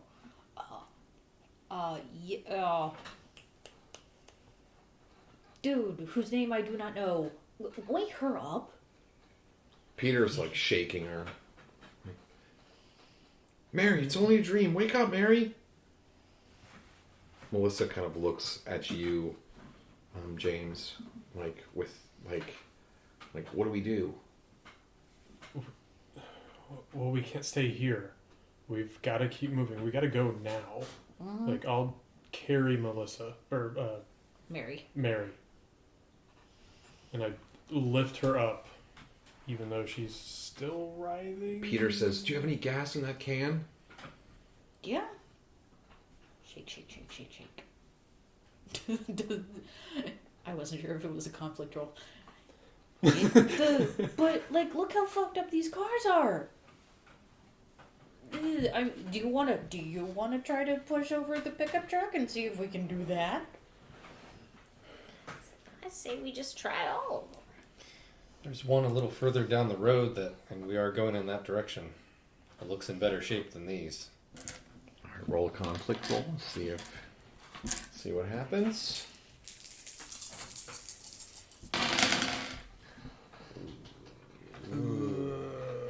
Two ones and no sixes. What's on the top of your stack? Reconnecting with fellow troopers. The moment. Your moment. Yeah, we're not at that right there, so you can't really spend that one. All right, well, I have narrative control, so no, actually, Does he get the blow. 2 ones? You didn't roll any sixes, right? Right, yeah, no. So it's just a. Oh, We're blowing out a candle. No. So blow out a candle, Brian. alright. That one looks pretty weak. There you go. I like the Nice. gingerbread. These things are true. It is dark. What's true for John?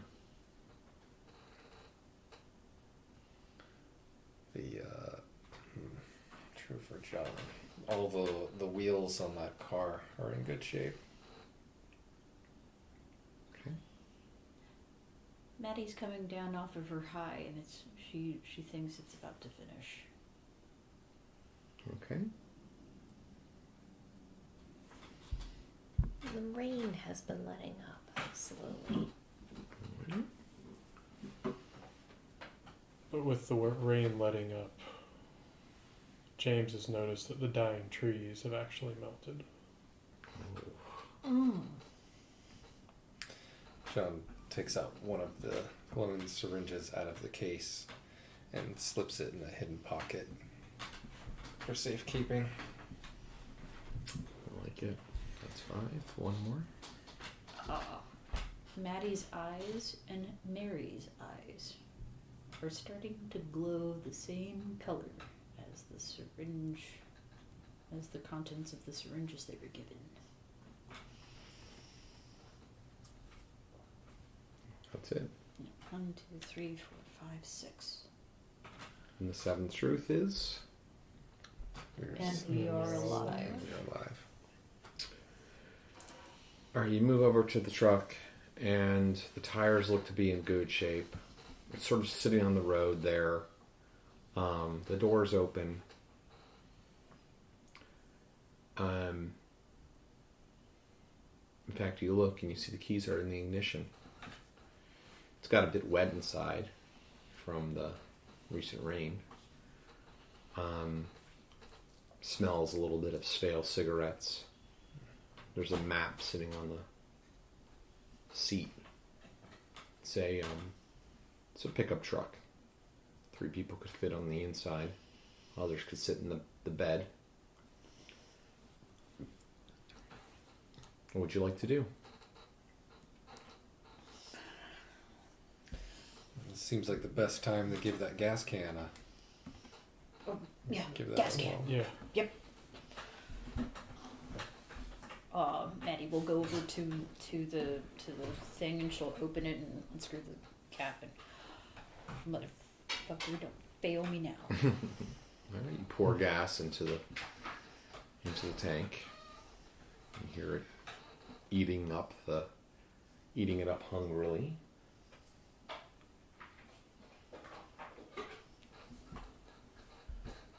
The Okay. old You metal got it. gas can is empty. You can smell the gasoline. I just walk by John and grab the keys. I would Out like of to his sit in the hands cabin. Yeah, let the Can't go bad. bouncing around in that bed. Yeah, no. Yeah. Let the badass sit in the cabin, man. She will kick the ass of anything that. Peter passes. starts And then- putting Mary into the cabin as well. Sounds good. I hop in the driver's seat. And then he with the hops into keys. the back. Hop into the back. Hop into the back and rummage around for the tool cabinet that's in the back of the truck and try and see if there's any weapons or tools. All right, go ahead and roll a conflict.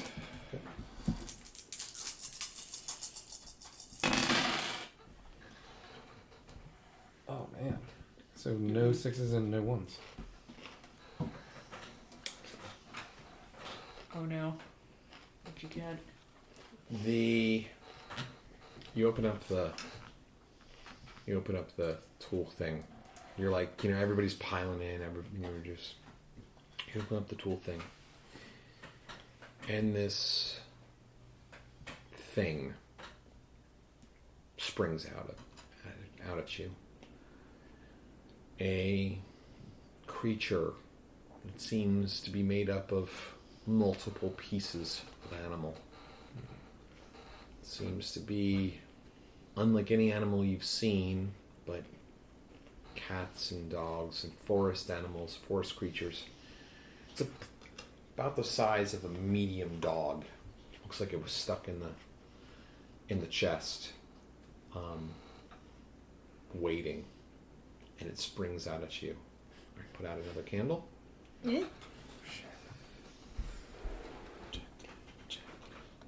And give me one more of those dice. Thank you. These things are true. It is dark. Oh, truth. The engine does turn on. Okay.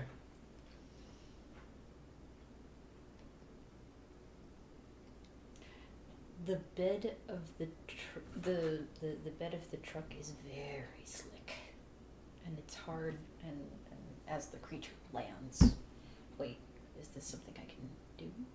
Or I don't know. Basically, it's very slick in the bed of the truck.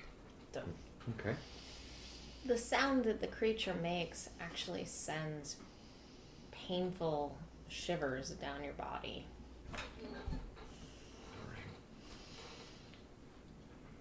Oh, we get one more. Two more. Oh. With the ignition of the truck is a very, very loud backfire.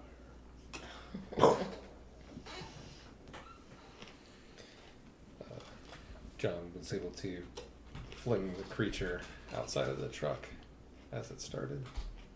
You fling the creature off. And the final truth. and we We are are alive.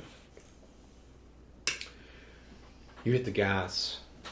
Creature goes flying out. You hear this screech, and you're all like, ah! Feel this pain wreck your body.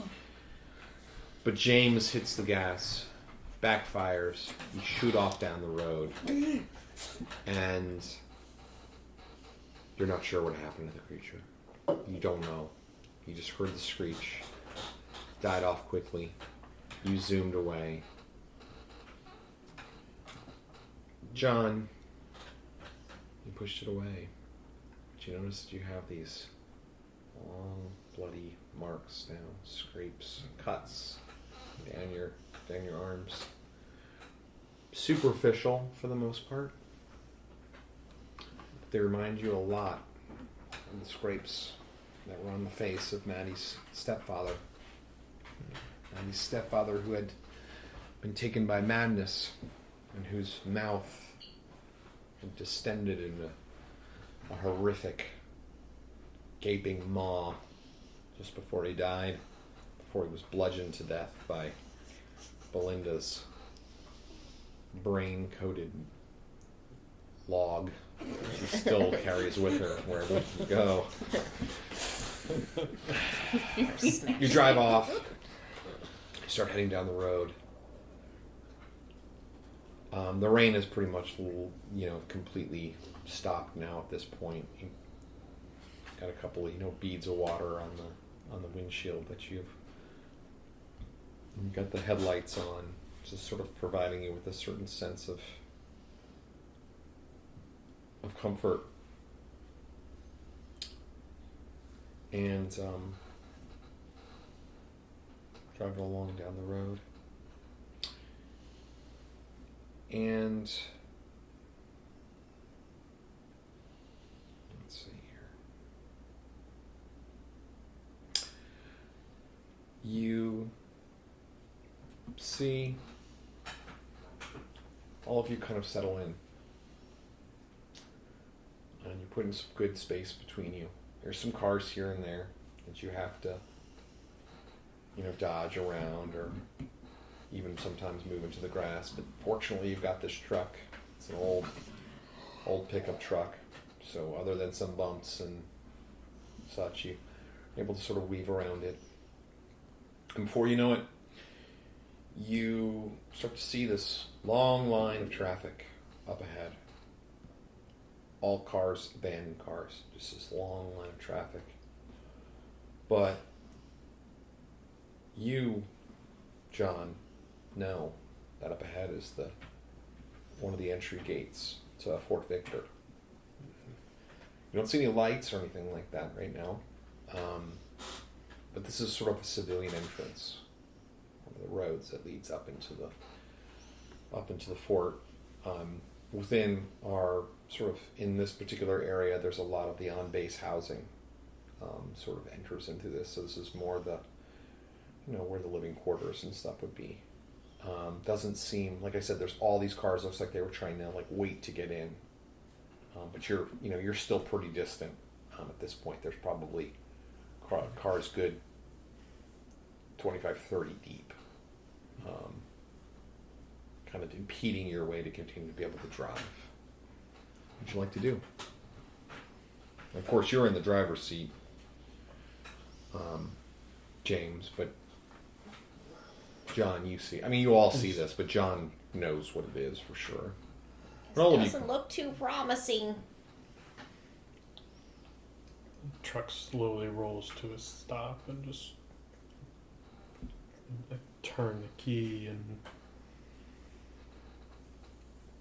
just curse into the steering wheel and hit it, and just throwing a little temper tantrum.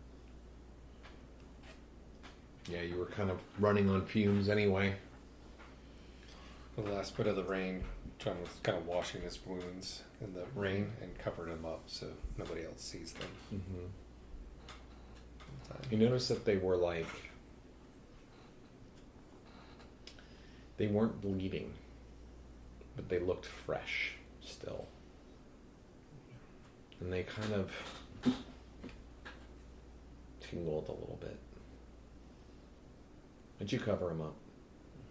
Nothing to be worried about right now. You've still got that syringe in your back pocket. Puts a little bit of hydrogen peroxide on it from the first aid kit, but that's about it. You in the bed or the cab? In the back, bed. in the bed. Yeah, Yeah. he's in the bed. Open the little window in between the bed and the cab. John, do you think there's anybody there? Well, there could be, but to be honest, this is going to be our best place to go anyway. So we can just walk it to the gate from here. Keep the keys to this truck, and if we need to use it again. You haven't seen that thing behind us following us? No, Nothing we've gotten else? a good distance from it, and I threw it out of the back. So, why the fuck is this long line of cars outside of Fort? We'll only know until we go in. Fuck me. Hey. Let's start walking in. Pick up Mary. Yeah, Mm-hmm. yeah, Mary's the And carrying her.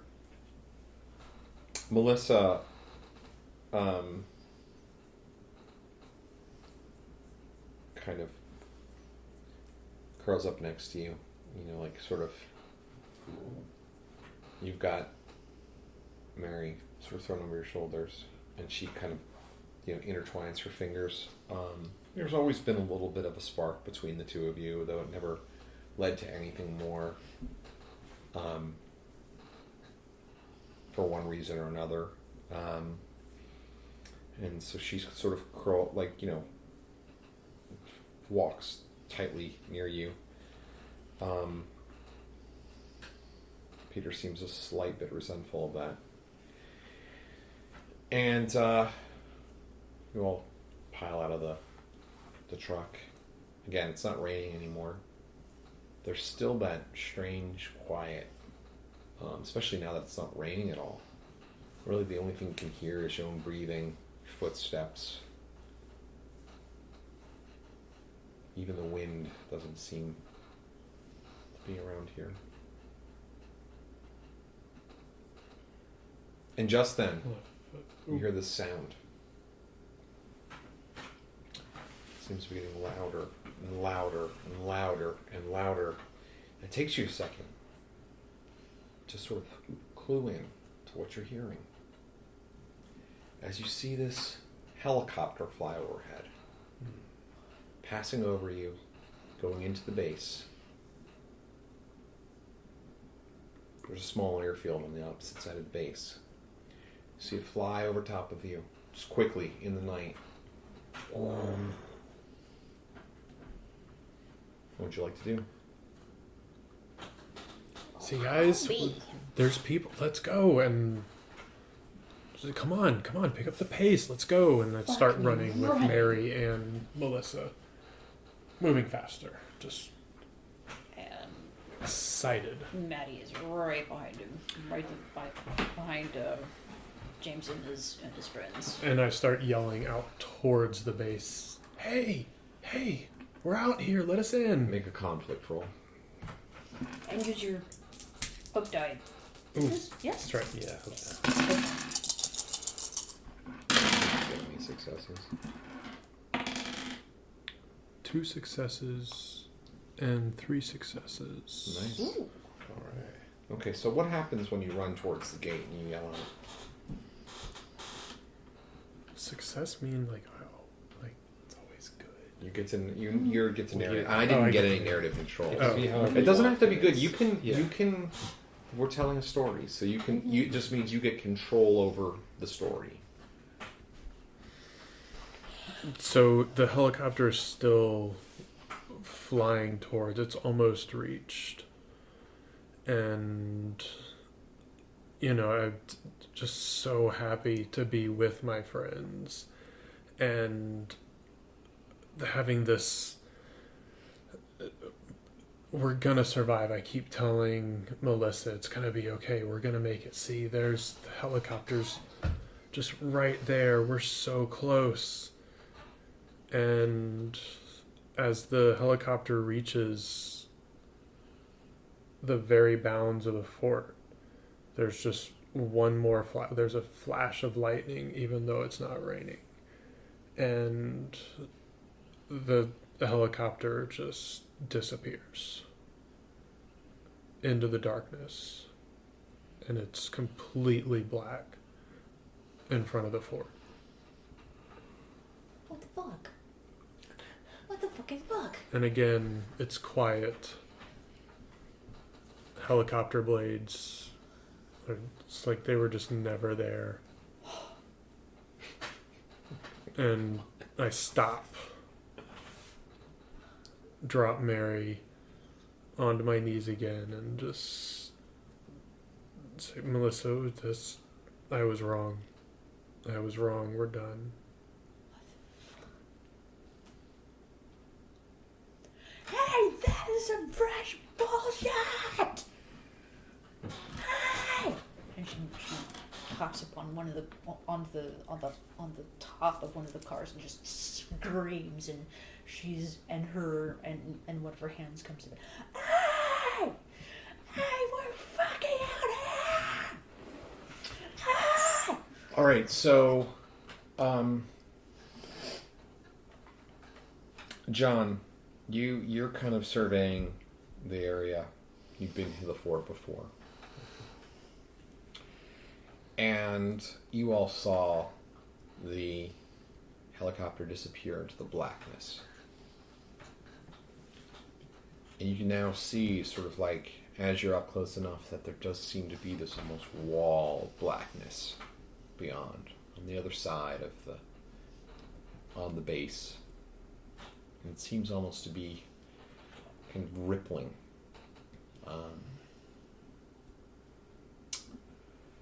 And you look down the walls that sort of outline, sort of the chain link fence that goes along. Actually, in this is an older base, so there's actually it's a stone wall. It goes down in either direction. There's sort of this opening in the center, which is where civilians enter.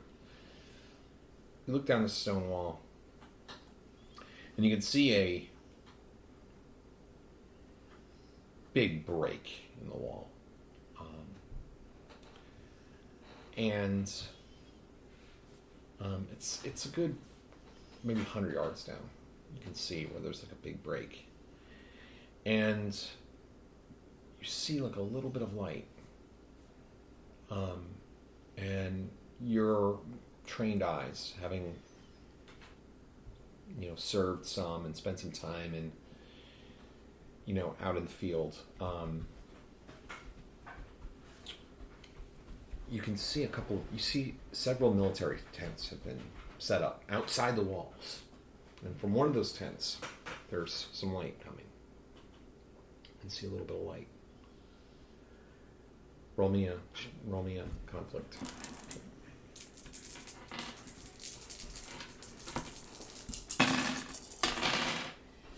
Alright, 2 6s. Wow, 2 1s. What's going on with those tents? And the break in the wall, I should say. Yeah, come up to the tents, and first, as I'm approaching it, I see a little light in the tent, and I can see shadows of people talking and mingling in the tent. And I walk up to the gate and say, I don't want to frighten anyone in there. I'm approaching. Are you U.S. military? All right, so let's go ahead and roll your moment. Okay.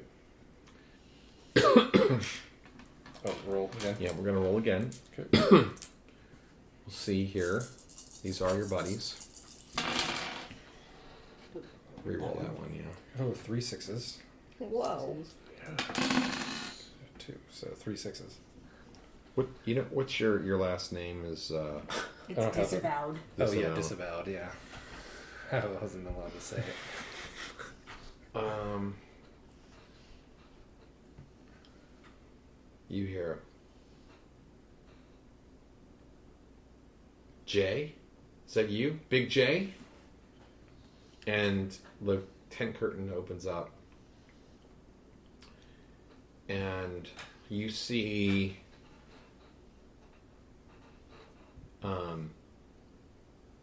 Smitty. Your old buddy. Smitty. Your old buddy Smitty. Smith. But everybody called him Smitty.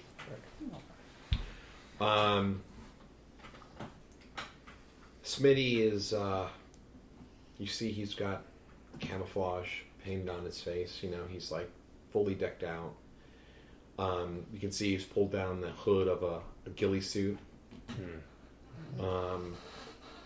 He's got a little bit of, you can see a little bit of water and wetness on his suit, so he's probably been out in the rain. It looks like it's probably dried for the past hour or so, but he was probably out in the rain. He's got a rifle thrown over his shoulder. Behind him, you see a couple of other guys from your old squad, or I don't know what the proper term would be. Sure, that works. Your old unit, Yeah. we'll say. And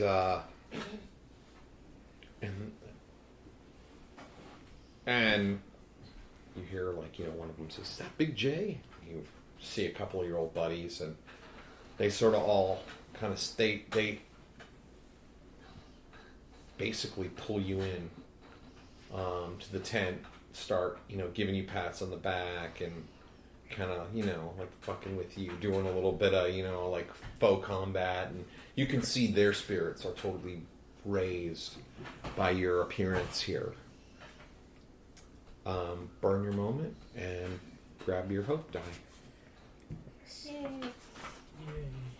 The picture.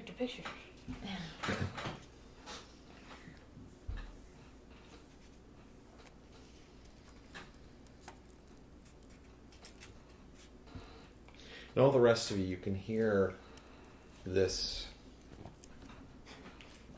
Living on the edge. You can hear this. This just celebratory mood,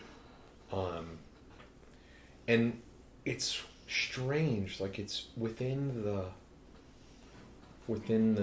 sound, the volume of the quiet, the deafening silence that's all around you. Just this kind of laughter and joking and camaraderie, and in a way, three of you feel this sort of profound loneliness by hearing that.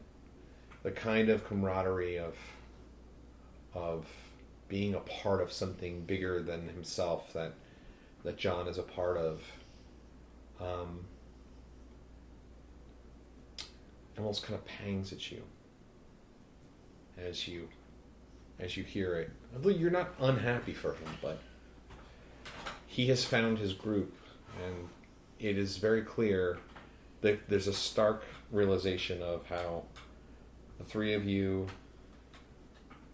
Melissa, Peter, and Mary, are outside of the tent, and John, Big J, as they were calling him, and his military buddies are inside the tent with food, supplies, and weapons.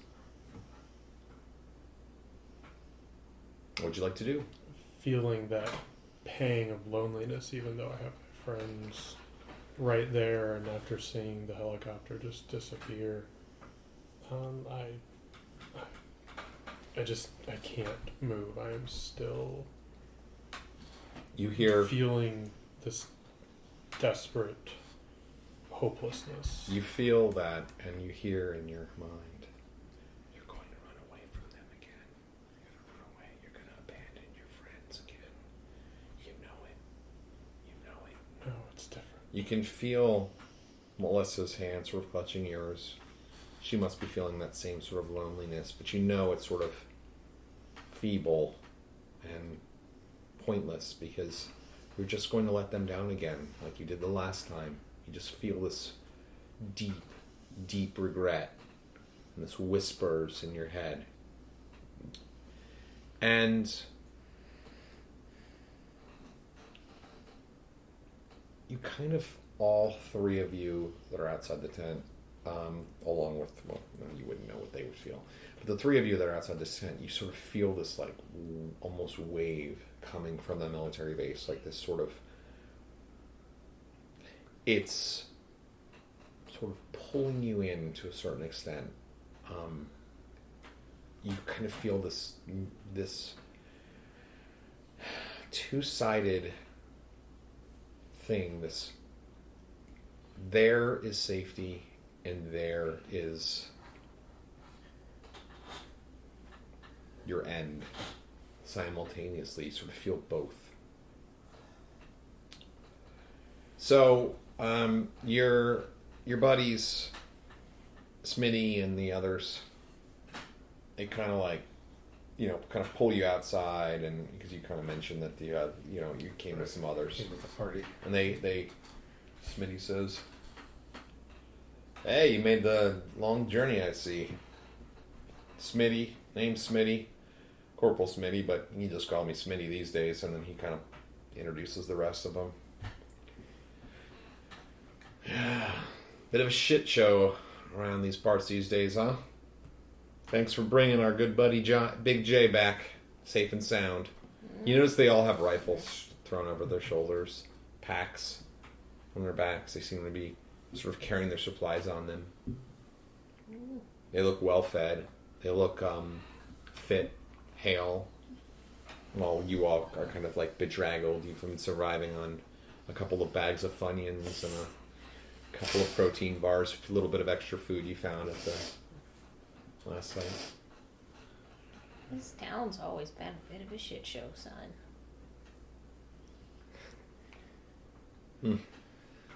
So why? Where'd you guys set up the tents outside the base? Smitty says, "Well, would you fucking look at this thing?" And he points to the base, and there's just like this black void, basically, like beyond the walls. Now that you're up close, Yeah. like it kind of blended into the starless night and the silhouettes. And he says, "We've been well, fact is we're been kind of gearing up to head in." Why did that helicopter go in there?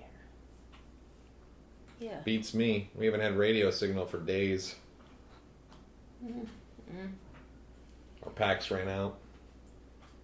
What little energy power we had, we used to communicate with each other when we went out on runs, gather supplies. Going in to observe and see what's there.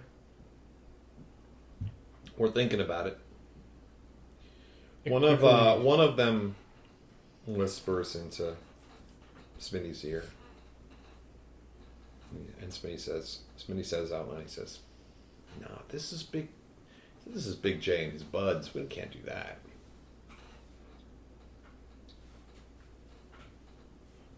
I quickly rummage through my pack, and Then he whispers into his Again. ear again, and looks over at. And Smitty nods and he says, "What's up with the girl?" He nods to the girl you're holding, Mary. will these help? Ooh, and so at the same time, I pull out those radios that had power. Will these help? She He nods to one of his guys who walks over and grabs the radios. was attacked. We don't know that. I mean, Peter was with her and knows better, but John was able to help her. Hey, Jenkins, why don't you take a look at her?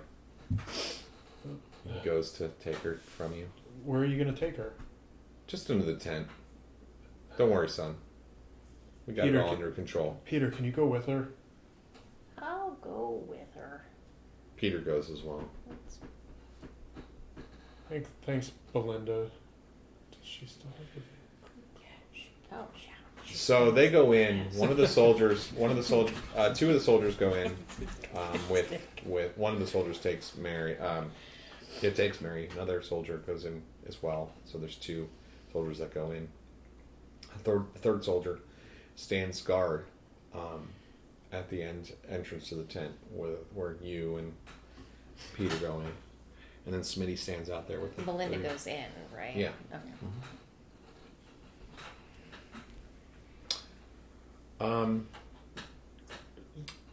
So can you radio the helicopter on different channels with those? Can you see what they've seen? I mean, He puts a hand on your shoulder. Don't worry, son. We got this under control. are you actually going to do anything? He says, "Yeah, we're gonna do something." So, Big J, back to join the unit. Gonna need to cut that beard. I mean, I know we're not exactly on active duty right now, but can't have you looking like a hobo. I think I'll join right up until the world comes back together. Yeah. And then Good. Well, why don't you after go? that, we'll see. Why don't you go help Jenkins out then? Okay. All right. And he nods you towards the tent.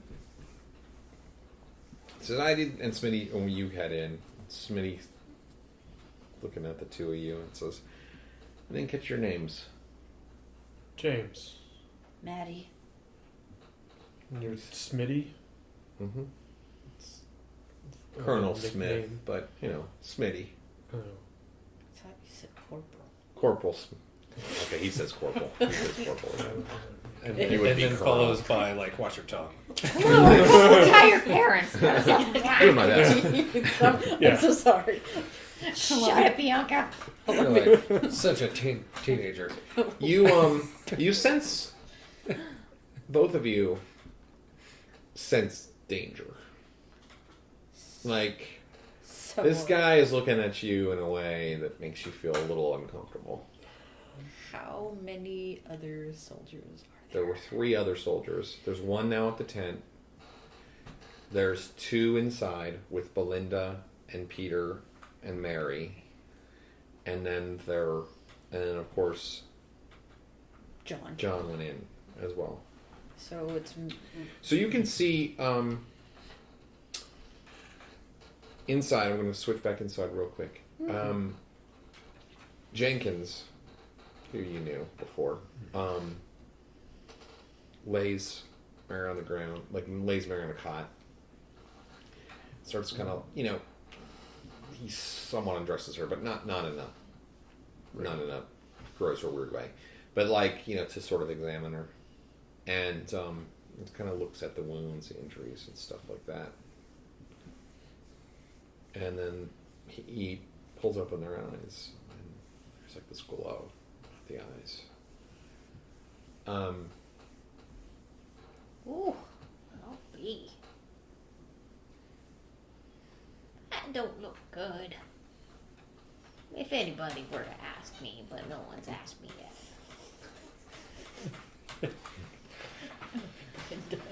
He kind of looks up at you, and he sort of kind of sniffs. The other soldier sort of stands up and kind of puts himself between you and Peter, and then Jenkins and Mary, who's on the cot. And Jenkins looks up at you and says, "Big J. So you're with this then?" Yeah, I'm with you for now. Cool. Why don't you come and hold her down for me then? What are we doing? Well, we're doing what we got to do to survive. Make a conflict roll. And include your hope die. Yeah. Yep. Which I picked the darkest of the... I have no idea what this is. God, man, I'm going to. Oh, I got a 6 on my hope die. And another 6, and then 1-1. So... Okay, you can also, if you want, burn your trait. I don't know what it is. I can't see. Regretful. Somewhere regretful.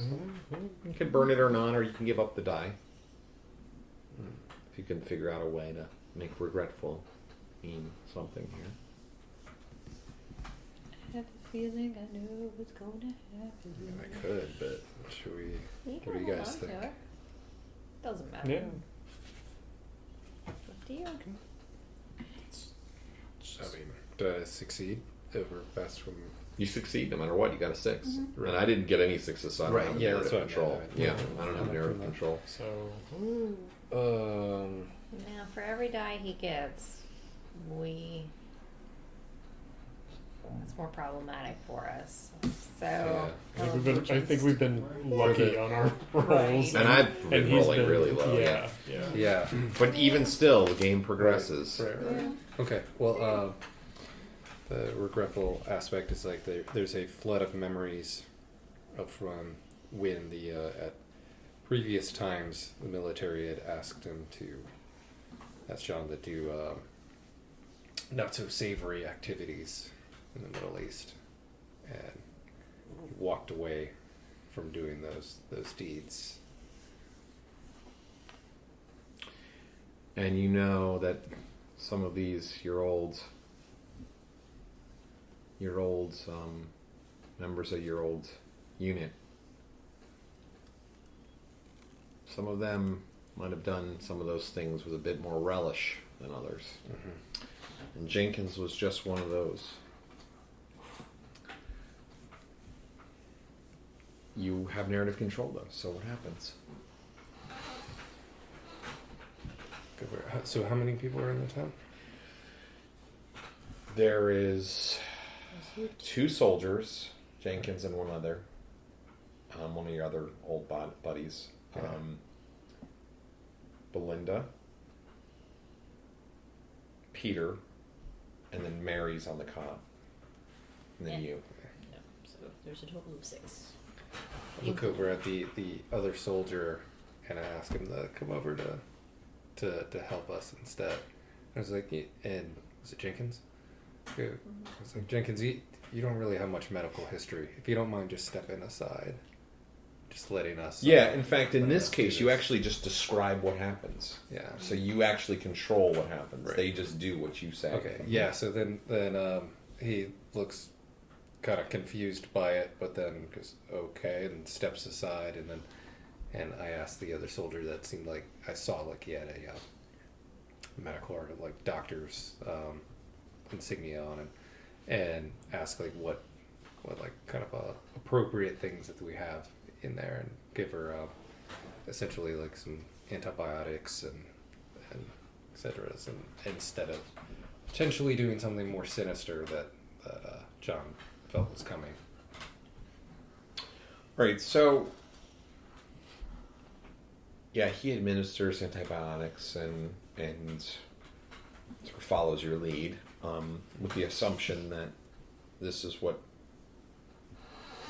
Colonel Corporal Smitty, Colonel Corporal Chief Sergeant Smitty, Second level. E7. ordered. And And seeing he's a general. You're right. he and so he does that, and you can see she falls into sort of a comfortable sleep on the cot there, and Peter walks, kneels down beside her and pulls the blanket up over her, and she falls asleep. And Peter kind of lays his head down on her sort of protectively, takes her hand, and before you know it, you can hear silent, soft snoring as he sort of collapses from fatigue over her body, kneeling there on the floor next to her as she's on the cot. Jenkins says, "Well, I guess I'm going to go hungry tonight." He says, kind of mutters that under his breath. And he says, she's not going to come back from that. Or maybe you don't. You haven't been here for this. He says, your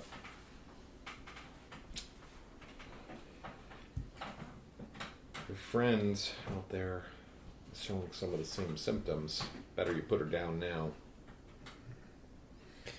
Or they're gonna do what?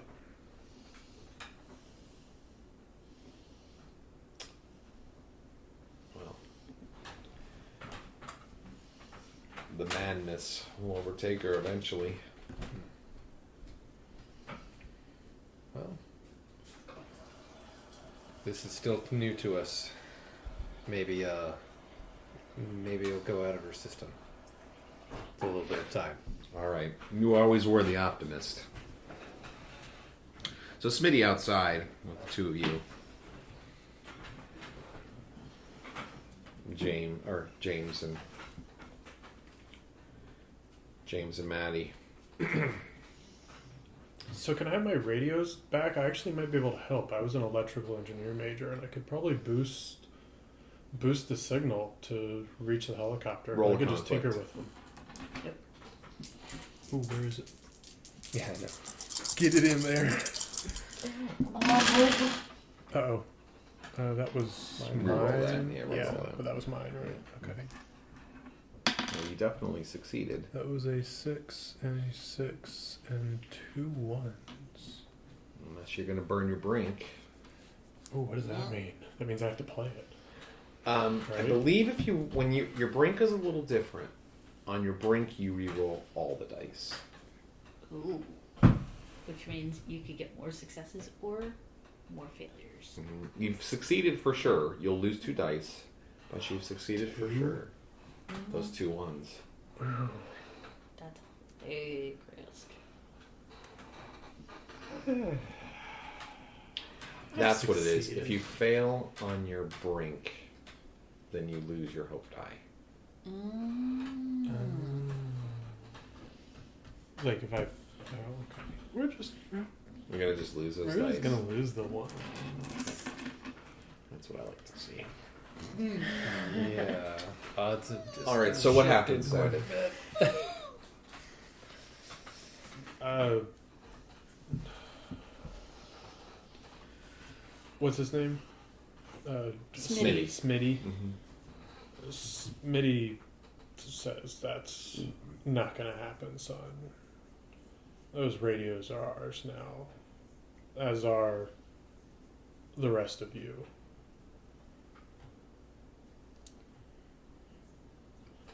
And what's my name? James. Like, who am I? Who are these people? James, he's stunned for a second. And we haven't done our truths. You still have your stupid stick with you. You did succeed, by the way. I did Yeah. succeed. Just so we don't have to do truths, because it's Well, only... Yeah. in the tent? Is it just is Jenkins out of the tent now? right? Jenkins is in the tent, you're in the tent. Mm-hmm. This is going to be the last thing that happens And- before everybody rejoins each other. And I look over at Maddie. Maddie, and I notice, she's got the glowing eyes still, and I just get this fear and rage at this dude that's not gonna let us go, and I feel this rage, and I just try to hit him. Okay, so this is going to be called the dire conflict. So this is a special kind of conflict where the outcome of it has dire consequences. It's going to have a major impact on things going forward, like including major things could happen. So let's do a dire conflict here. Okay. Do you have your book I know I out? have to do something. Yes, I do.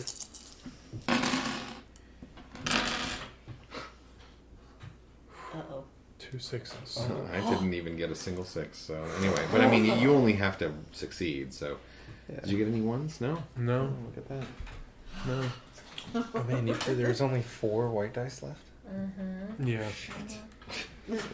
As soon as one of these goes out, he gets the number of ones that are. So do I still have narrative control? You do?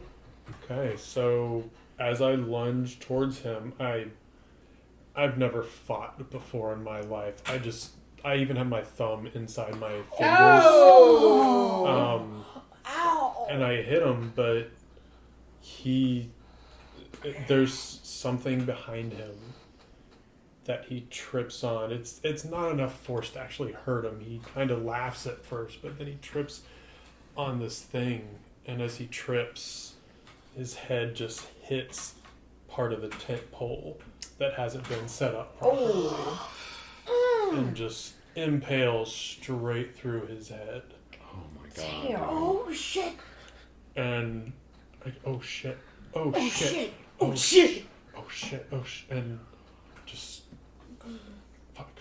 fuck, and so, Maddie, what do we do? What? The do other we do? soldier is actually at the tent. So you hear some conflict. What would the two of you like to do?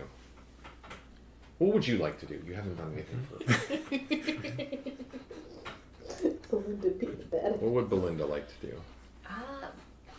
well, before all this, I guess this would be happening kind of simultaneously since we're in different spots. I'm sorry, Jenkins. Jenkins, was it? Did you say you weren't gonna eat tonight when you were talking about Mary? He says, what? Jenkins says, he looks at you and he's kind of like takes in what you're saying, but then hears something outside and sort of like pushes past you and says, all right, old lady, out of the way. And he starts moving towards he steps out out of the tent. What do you want to do? Seeing that the scene inside the tent is roughly secured, John walks outside of the tent to follow. All right, so the other guard that was standing at the other soldier who was standing at the tent flap saw this happen. Mm-hmm. He says, you can see his like this crazy freak accident happens basically, but then he immediately, and he's like he like kind of goes down to look at Smitty, and he looks up and he looks at you right in the eyes, and then he just swings his gun around to try to smack you with the butt of the gun. All right, so let's roll a conflict here. Don't forget your hope die. Okay.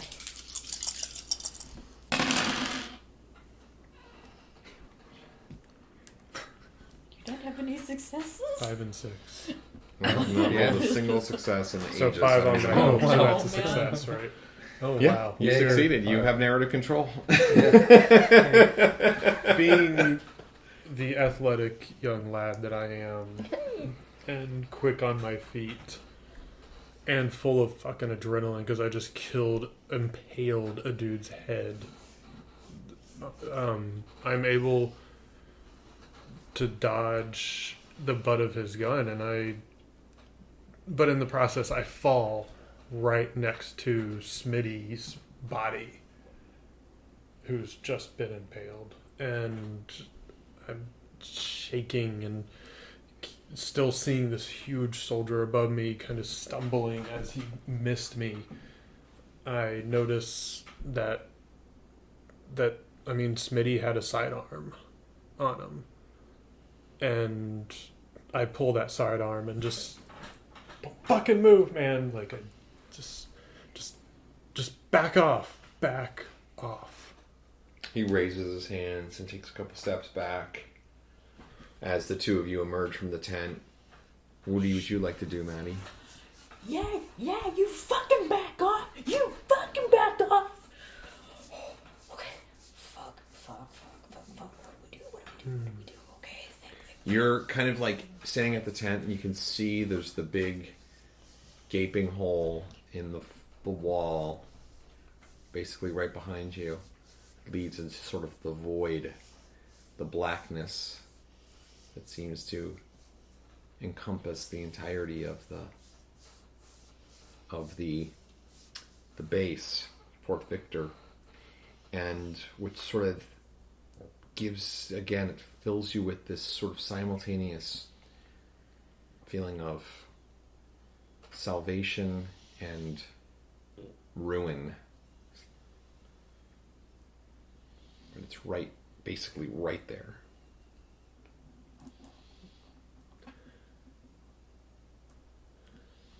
That hole in the wall. It's a big, it looks, actually what it is a tank went through the wall. That's what I was thinking. So you can Okay, actually that- probably see, a tank went through that wall, and it's sort of that. The damage on the sides and stuff. That's so cool. What are you doing to Mary? And I'm shaking with the gun, and I ask him, He's what like- are he's you gonna like- do with he's Mary? like- what are you gonna do? He's like, what are you? just put down the gun, son. Put down the gun, son. And, Belinda's Jenkins coming Jenkins is like walking behind him. Put the gun down. Put the gun down. No, Big J, get this guy to put his gun down. Put the You gun guys, down, what are they man. doing And they're in like there? getting closer and closer to you. He was gonna eat her. was gonna, and I. Wait, he Roll was a gonna. conflict. He was gonna what? Roll a conflict. I was just joking when I said he was good eating, but I think this man said it. He meant it. Oh my god. It's a 6. Oh my god. You have narrative control. Rob is never playing with these die again.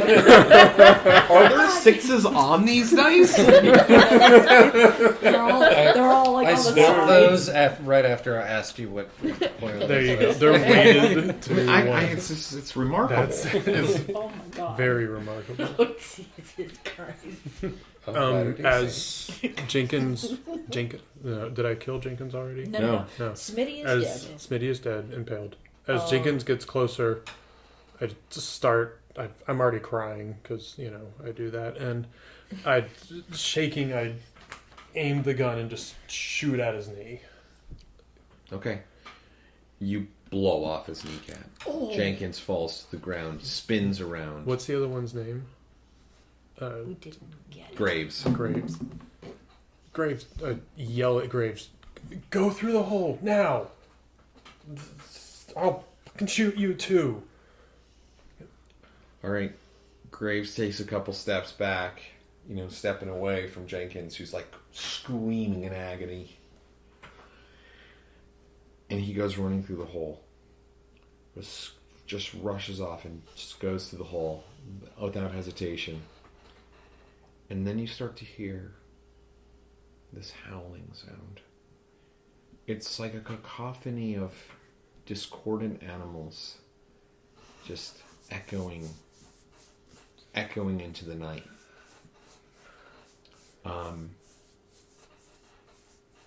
Sort of combining with Jenkins' screams in agony as his kneecap was just exploded off of his body into this horrific sound. That's just the only sound you hear other than all of your intensity.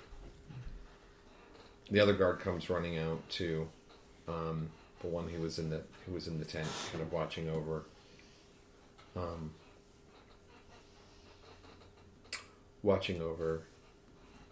Mary? Yeah, Mary and Peter, who had fallen asleep on her. You notice that Peter and Mary don't come running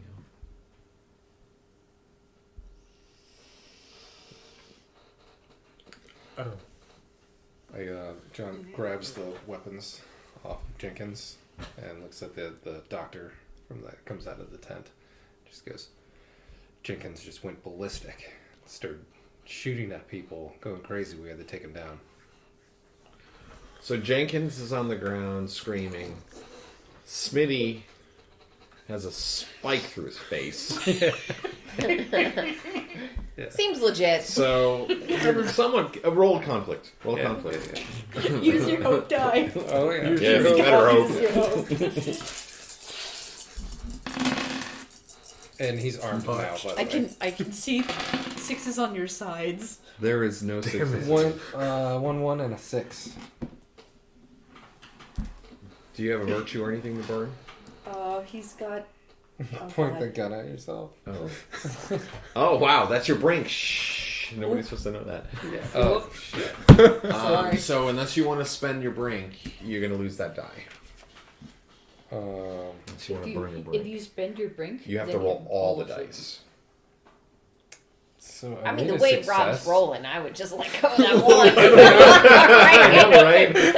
Oh my I'm like half inclined because I kind of don't want to do this, and I need a success. Yeah, you succeeded, so you have narrative control, and Yeah. you succeed. So Rerolling them may not be a good thing. You could lose that success. You could I lose mean, more it's dice. one. Yeah, exactly. Yeah. I could roll more. It's like okay.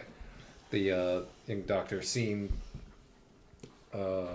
Maybe he's like new to the group, or from what I'm figuring out, he's new to the platoon, and seeing the history that I had with Jenkins, he starts realizing, oh, there was some past things that he knows of this character, and he was also the young doctor's like getting some of those same vibes and stuff from him, and says, okay, I'm gonna believe you, but I'm not gonna fully trust exactly everything you're saying, but Right, so he makes the decision.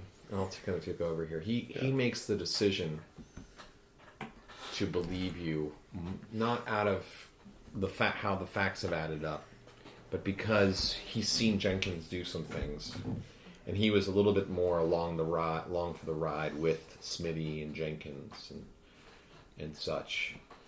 That being said, he steps out of the tent and he starts and he listens to what you say. You can see he looks over at the bodies and he nods his head, and then he kind of starts looking around as you just hear the sounds, and they seem to be getting louder, seem to be approaching you closer and closer.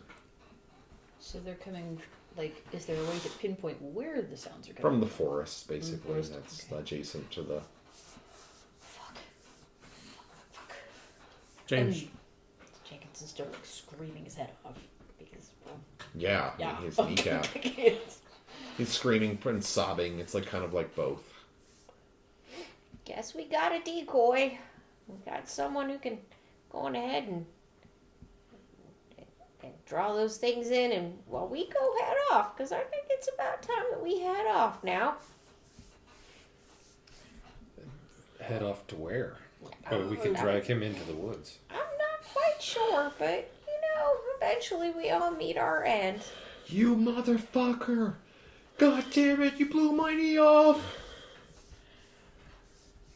Well, maybe your leg will taste good to yourself. One dark lady. Belinda's a fucking master. So, What have scary I done? scary blackness of unknown shit, or that. What have I done? It's getting closer and louder. I'm gonna just go on in, guys. What have I Yeah. I'm gonna go. Let's just leave the bait here. We don't. Do we want to keep running like this for our whole lives? Jenkins, you're all right. You're all right. You're gonna be So okay. you say, Big Posy Pie. he's kind of like leaning up against sort of the tent, sort of half to the side of the tent, and there's sort of this. Brush it off, There's dude. a Brush it little off. bit of light coming out Walk from the it tent off. flap opening, but for the most part, you're in the dark. And Jenkins is like, he's like screaming, and then all of a sudden, he seems to get dragged away, and he's like, ah! And he reaches his hands out, and you can just see his arm just dragged away, and there's this line in the dirt from his hands trying to claw out the dirt, and he's gone, and you just hear the screeches and the howling and the cacophony of the horrific noises that are sort of sound like all animals at once. And I unload the rest of the clip of the gun to the noises. Okay, into the woods. All right, roll a conflict. Use your own time. Hang on, that was yours. There's a whole lot of 2s and a 5. And I once again did not roll a single 6. Christ. With does that 7 work? dice. It's got to be statistically impossible. Well, you can burn your brink and re-roll everything. Or, but you have to reveal your brink in a sort of narrative way. Oh, you didn't get any ones. Oh, because you didn't succeed either. I didn't succeed. So what do I if I fail? You have to sort of play your brink out. I Yeah. know what your brink is. Yeah. So if I burn it, I have to play it. You have to play. You re-roll everything, but you have to store. You want to. The brink is you play it. Okay. You know. All right. Here we go. Yeah. That's a good angle, though.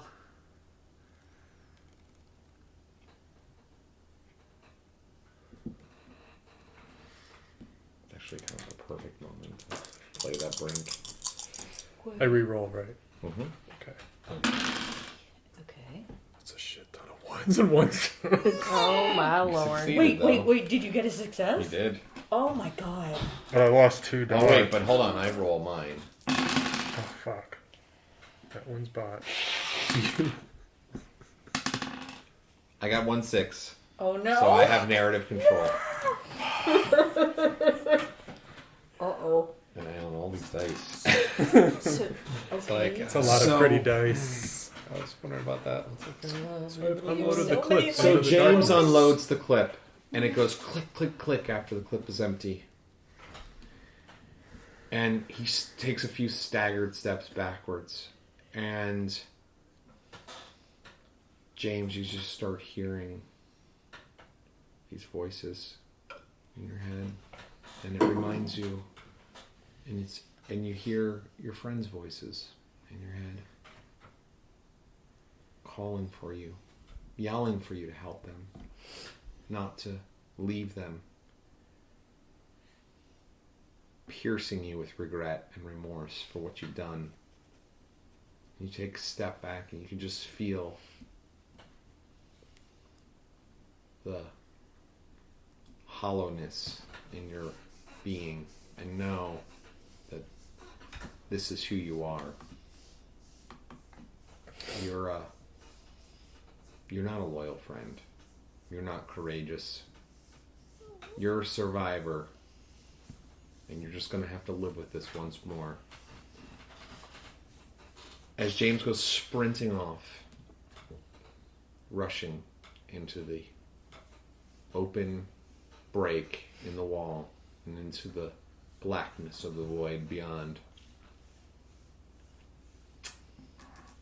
What would the rest of you like to do? You can hear the screeching getting closer and closer. Belinda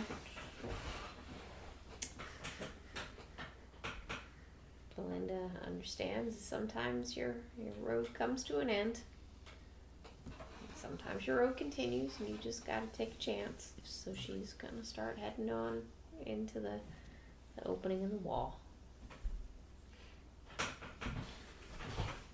Okay. She'll get there tomorrow afternoon. I asked the military doctor, have you seen anybody come back out of that? The darkness after going through the hole? He says, I haven't. He says, but my duty here is clear. And he gives you a handshake. And he looks back into the tent where there's 2 patients that he's attending to. And he pulls out the gun, his rifle.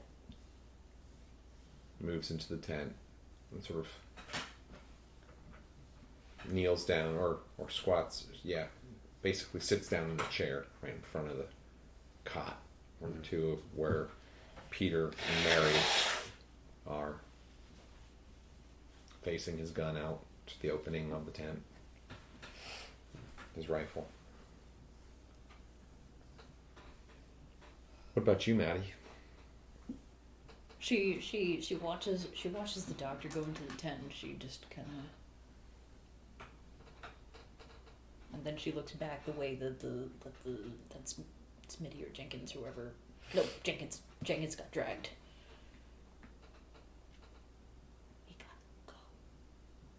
go. Where? Through the hole? Or continue on? Hercules and Badass are heading there. Let's fucking go. Alright. And she's like, she's been rubbing her arms and it's just getting deeper and deeper and she's just, fuck. And she just disappears into the black void. John reluctantly follows in afterwards. Okay. Why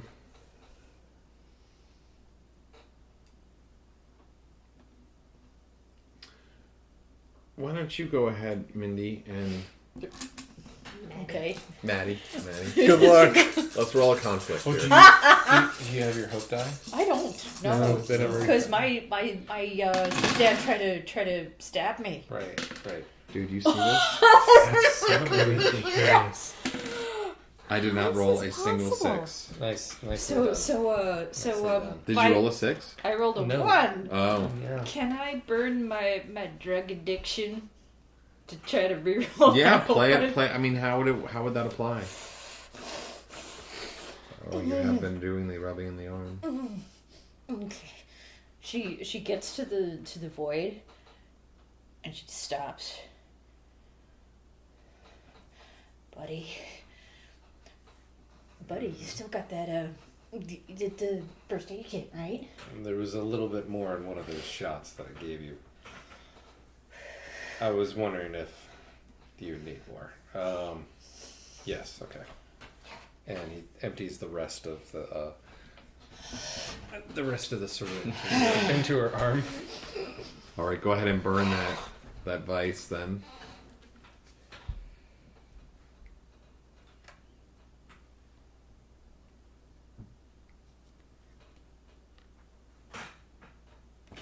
Ooh, it's warm. It's And getting let's warm. see here. You got to roll a 6 to succeed. So. Please, God. That's a Nope. 5. Oh, okay. No. But you don't lose the die, though, No. right? No. But You're gonna get all. You're gonna so. like, We're about to blow All right, out yeah. of So put out a candle.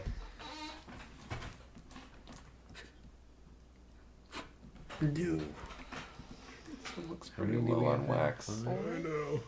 This one's like super low on There wax. should be There's 5. 5s total. Wait, we get dice back? Yeah. These things are true. It is dark. If you have a plate this size, we can put it on there too, and we'll stop the smoke. Just saying. Yeah. Huh? It is. These things are true. It is dark. The black void feels like the warmth of a hug.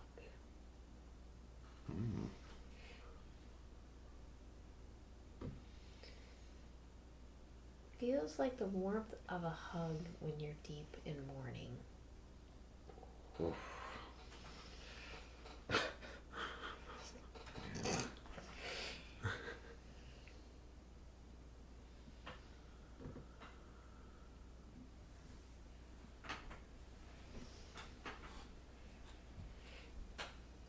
Through that. It- Sorry. No, it's fine. Through I'm that just mo- like, through that morning, it's like you're being reborn anew, like all the past, everything else that you may have regretted or things in your life have pushed through you. the void is cold.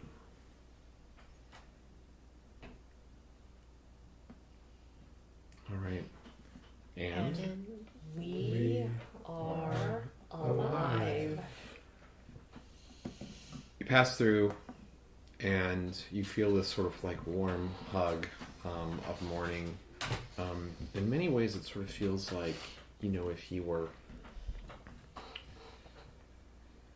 going through something hard and your favorite pet sort of jumped onto your lap and you sort of felt their soft fur or their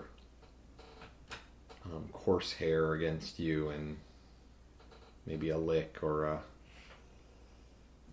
tail wagging up against your side or the nose nuzzling up against you. And then that's immediately followed by this just sort of coldness. But it's not completely dark on the other side of the void, because there is a sort of a roaring flame and smoke rising from the ruins of a helicopter that crashed just inside. You can't tell for certain, but it sure looks like it was probably the helicopter that you saw fly by just not too long ago. And in the light, the firelight, It's all quiet other than that, but you can hear the crackle of flames. And in the firelight, you can see sort of a figure on the ground, sort of in silhouette, dragging itself closer towards you, trying to move away from the flaming helicopter.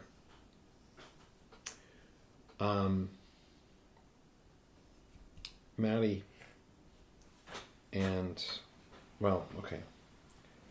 John,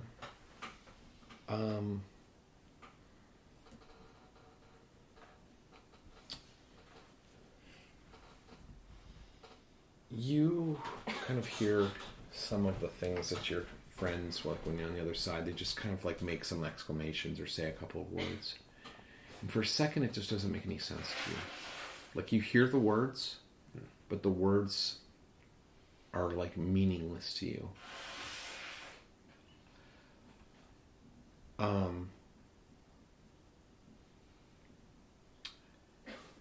And Maddie, you feel like your instincts are sharpened.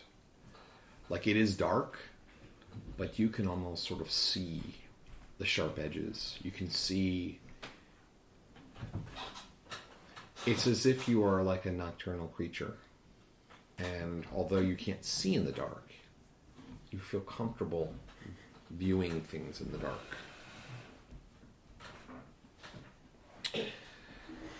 What would you all like to do?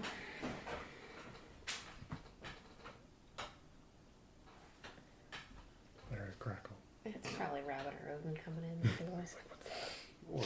Or Some sort of abomination animal. Yeah. So we've made it through to the other side. I mean, is there any structure or anything? Or... Yeah, there's several buildings. It's like within there is there are like a number of repeatable, identical houses, sort of lining See within. the other people? You don't see any other people, no. Any lights? Just the fire from the. I'm gonna run towards the fire, run towards the guy. Okay. Run. All right. Roll a conflict.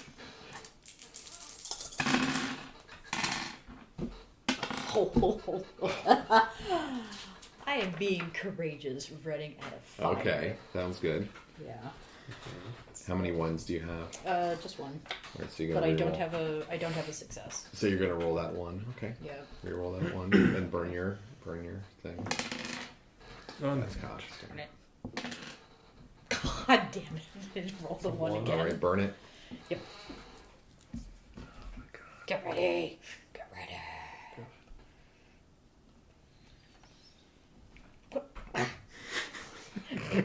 Right for my hand. It just, It did go right for your hand. no. I'm like, oh, man. You're highly combustible, it seems. All right, you go running for the helicopter, and blow out another candle. Oh no. Just one. I think one over there is pretty This low. one. Ooh, don't move it. Ooh. Well, she's blown it out anyway. So. I think you should have to blow it out where it is. Okay. Or what? Yeah, Just blow it out Just beyond blow and it out. put it back. We don't want to set her on fire because she No. has to lean over to blow I one. mean, there's other candles on this Yeah, but side. that one's gonna go out. It was the wax was lower. I know. So All right, so the you run over so God, I hope that's and you see the figure. You act courageously and you run over and you realized what a mistake you've made. Because the figure, the front half of it was human and is human. It's dragging itself along, trying desperately to get away from this abomination, animal-like creature. Smaller, about the size of a cat, but with features of a number of different different animals. Mostly the animals are like domesticated animals. So looks like there's maybe some cat, some dog in it, maybe even like a ferret, but much more vicious and sort of extended and strange. and it's just chomping on, seeming to devour flesh, bone, blood, in a way that belies its small size. As the helicopter pilot desperately tries to escape, but you can see that there's no escape. There's no way that he is going to survive the injuries that he's taken. And several more of the creatures come out towards you as you run over. And you blindly go running off. The rest of your group, you've seen these creatures approach. You go running deeper into Fort Victor, kind of coming out of blindly running through the residential area. And you come out into this sort of large training grounds. And there's several hills, and there's some trees, and they're strange looking trees. They were once trees, you can tell, but they've just melted down now and become these crazy shapes. Almost like these strange sort of, almost like a weird structure, almost an alien structure in a lot of ways. Sort of a strange alien forest of these trees going through this rolling hills, and you can tell it's like a battlefield area because there are these two old cannons right at the entrance to it, like right on the bottom of the hill. There's a couple of cars nearby. There's also like a Humvee that's partially up the hill, and it looks like it's sort of been somewhat, it's still in full condition, but it's been like kind of half, this melted tree form has grown over part of it, sort of holding it in place. And you kind of, the echoes of these monstrous creatures has sort of died off as you blindly run as a group to this new area. And you stop desperately, trying to catch your breath, especially you, Belinda. Old lady Belinda. And behind you is the residential area. In front of you is this disturbing sort of foresty, not forest, but alien landscape almost in front of you. And as you kind of look at it, it's dark, obviously. But the alien tree seems to sort of glow with a color similar to the glow in Maddie's eyes. And actually, Maddie, you can see, as you look at it, kind of able to pick out things. And you can see that there are creatures moving around within, although they're hard to see. They're almost shadowy as they move through. What would you all like to do?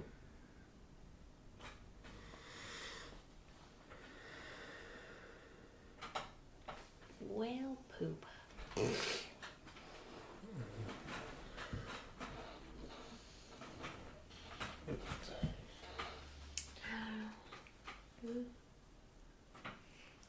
Belinda's gonna head on over to the screaming pilot and put him out of his misery. Oh, you're well past. You've Well run past far him? from the Oh, pilot. running. Yeah. Okay. Oh, he's dead. And it got too dangerous. There was all these creatures all around it. So yeah. I'm gonna die anyways. Again, there's the Hummer there. There's a couple of other cars there, like just normal civilian type cars. Because military folk have normal lives. So there's a couple of cars I'll on go the check street. out the Humvee and see if there's keys in it.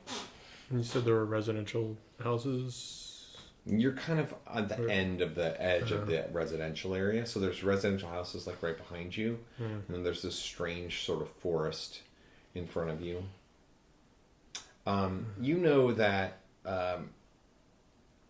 so John, you know that sort of there's these these large fields that they conduct some drills in, mostly like marching drills and things like that.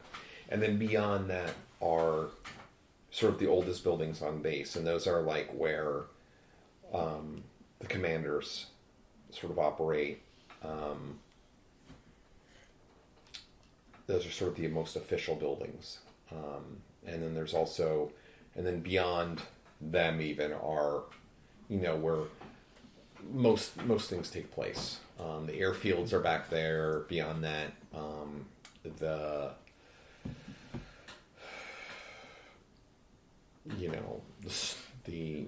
warehouses, everything that, like, all of the other stuff is back in that area. Look over and I see like Belinda looking at the Humvee. Like, yeah, you're on the right idea. We should all get into a vehicle and at least scout around this place in something relative safety. All right, Belinda, why don't you roll a conflict then, see what you find in it. Are you doing? Are you going to the Humvee, or are you going to the other Humvee. cars? Okay. Hang on, one of those that flew. 3 sixes. Good No God. sixes. Nicely done. Jesus Christ. All right, so So there's Over a to disco Humvee. ball inside Badass. the Humvee. you have very Full tank of gas. The stereo still works. It's subwoofers. AC's blasting. Heated seats. What? We'll drive off in no time. 2 rocket launchers. Oh my god. Yeah, so the Humvee is in great shape. It's like a gift handed to us. It's full of gas. There's keys in it. It looks like someone hurried off. The battery's still good because turning on the car to test.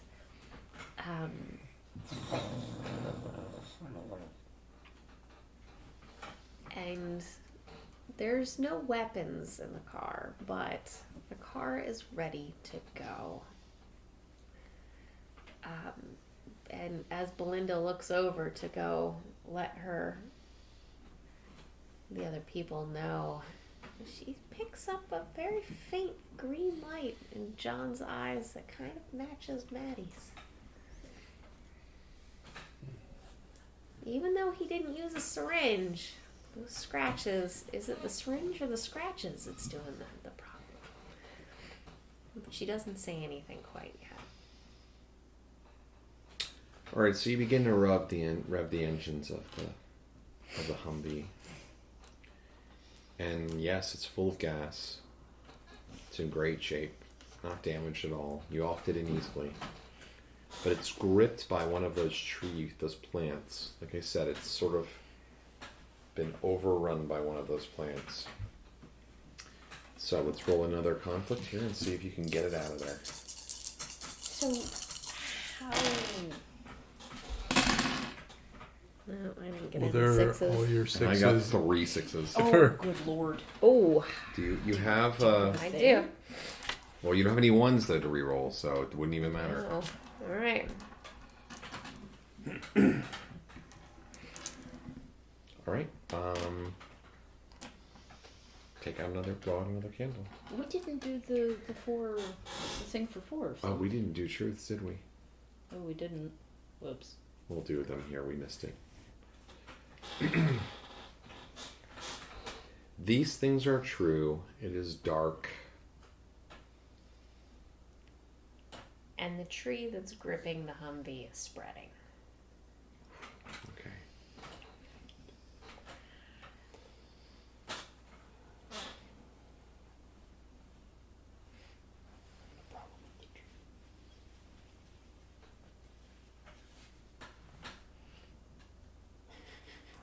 What was I that? know, I'm thinking. Oh, sorry. Okay. I'm having a I thought problem you with the said it I'm having really a problem quiet. with the truths for some reason. It's all good. And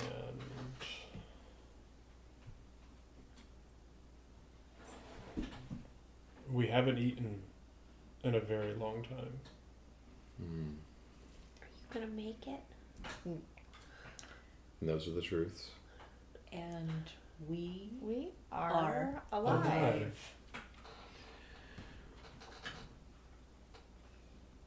You rev the engine and you rip free of the growth. And you can see it sort of tearing up. And you go roaring off, piling through over and around the field. And there's this sort of tree, this sort of growth is just sort of splattering all around. And as you're going through the trees, this sort of alien forest, you hear sort of this screeching, this animalistic screeching.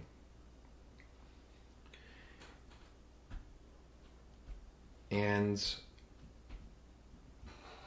it's as though the thing is the forest is trying to pull you in, trying to pull you back.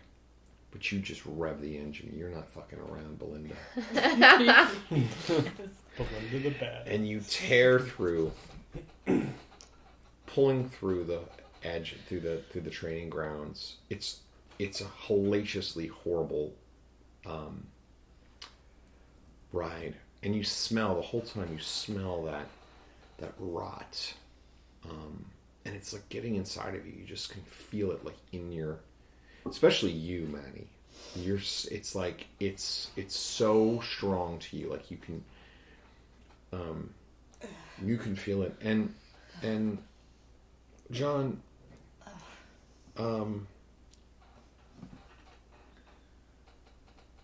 you're scratching, your arms are a little itchy a little bit, and so you kind of like move aside the bandage, and you just notice that like your arms like covered in fur, like both of your arms are just covered in this like matted fur, and you're kind of like sitting in there, and you realize you're kind of like you're a little bit hunched over, just like a little, just kind of like your posture is different. Like you notice it a little bit. You're more of a ready to spring at any moment kind of posture. And you finally peel out. You hit the street on the other side of the training grounds, and you hear this like as you realize that all of the rubber on your tires has been totally ripped off. And there's like sparks, and you're just as you move out of the forest finally. And before you stands this essentially a very large command building and several auxiliary buildings. And there is on the third floor, sort of on the right side, there's a light on in one of the rooms. What would you like to do? Before we get out of the Humvee, or as people are getting out, John takes the syringe that he had hidden from the box in and gives himself about a third of it. All right, roll a conflict here. Here you go.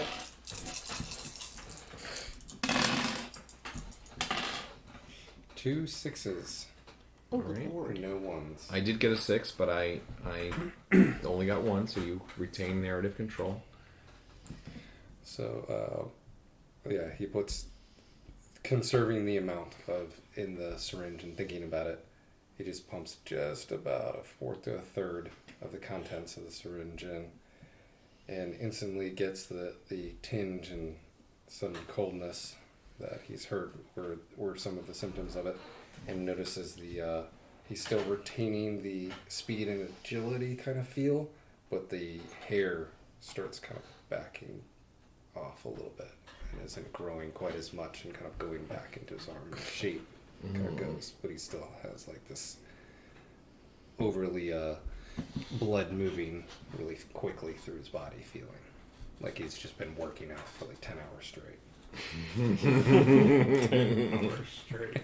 And then climbs out of the Humvee. So again, the grounds are, there's sort of this open field in front, all dead grass. It's all just this dead, almost weird, like melted grass. It leads up to this sort of double doors at the top of this sort of stairs. Think of kind of a large plantation house is sort of what it looks like a bit. Light blinking in the third floor window. Kind of a candle in the window, almost like you would see sort of at Christmas time, but just in one window. And again, there are several auxiliary buildings, and even further into the base, into the fort, you would find, barracks. You find the airstrip, supplies, all that stuff. But this is the command building, which is kind of at the center of the fort. Belinda will start making her way towards a doorway to get into that building. Okay. And I'm close by Belinda, but just completely silent.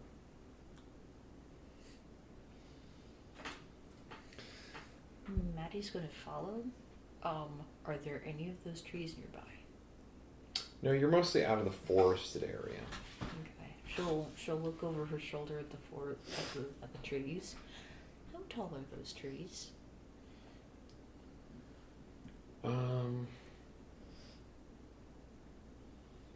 They range in size, but they probably go, they look strange, like they're almost like weird mounds now, that extend maybe 20, as high as 20 feet, but as you're just looking at them, shining a bit of light so you can kind of see, or actually you're able to kind of see with your, you can see that they seem to be just extending and growing, just ever so slightly, in these kind of strange looping forms.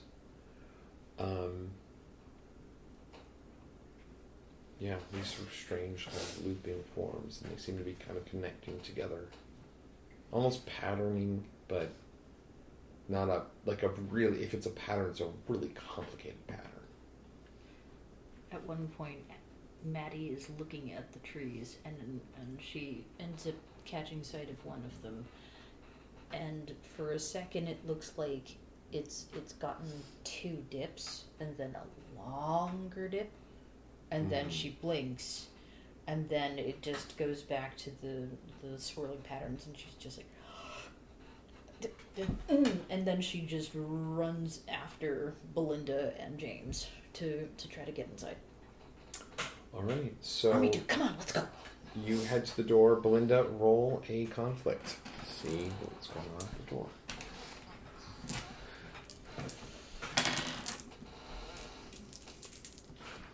5, 4. Well, it doesn't really matter. I didn't roll any 6s, but you didn't roll any 1s to re-roll.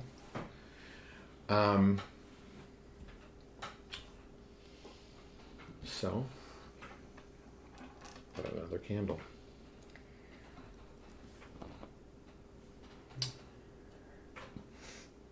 These things are true. It is dark.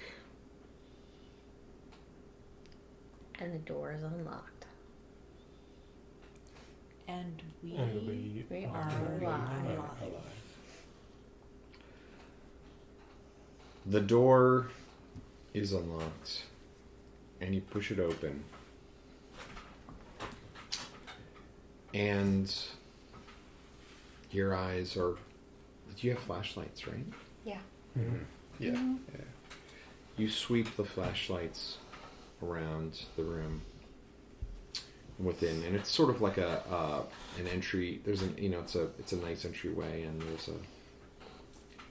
you can see that there's some paintings, some old paintings of old military formations and things like that. Sort of like Revolutionary War, Civil War stuff, paintings and everything like that. There's some nice old wooden furniture and things like that. But there's also these there's like this sort of runner rug. And there's this these sort of sets of stairs that go up on either side, and there are like these tears in the rug, and you're flashing the flashlight across around, and your flashlight goes across, and you see this form, this massive form, was completely silent. This dog, but like bipedal dog man creature, probably 7.5, 8 feet tall, just rippling with muscles.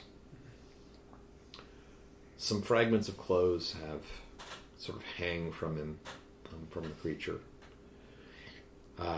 But he is,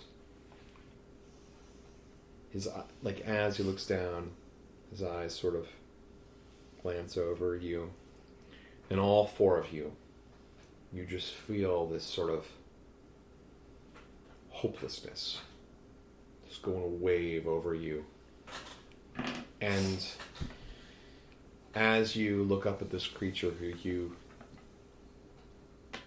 can't even believe exists, standing up at the top of the landing up above, you just, all of these regrets just are cycling through your head. Regrets of how you treated animals,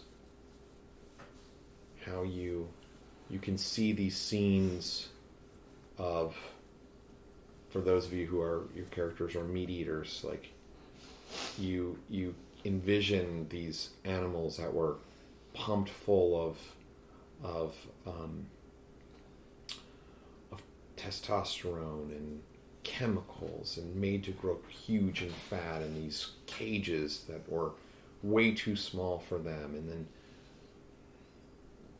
never saw anything beyond that, and then just butchered, and you're just stuffing your face with this food, and you can see in your mind's eye just like you're ripping apart these animals, these defenseless animals, and you're sort of feeling it at the core of your being. Or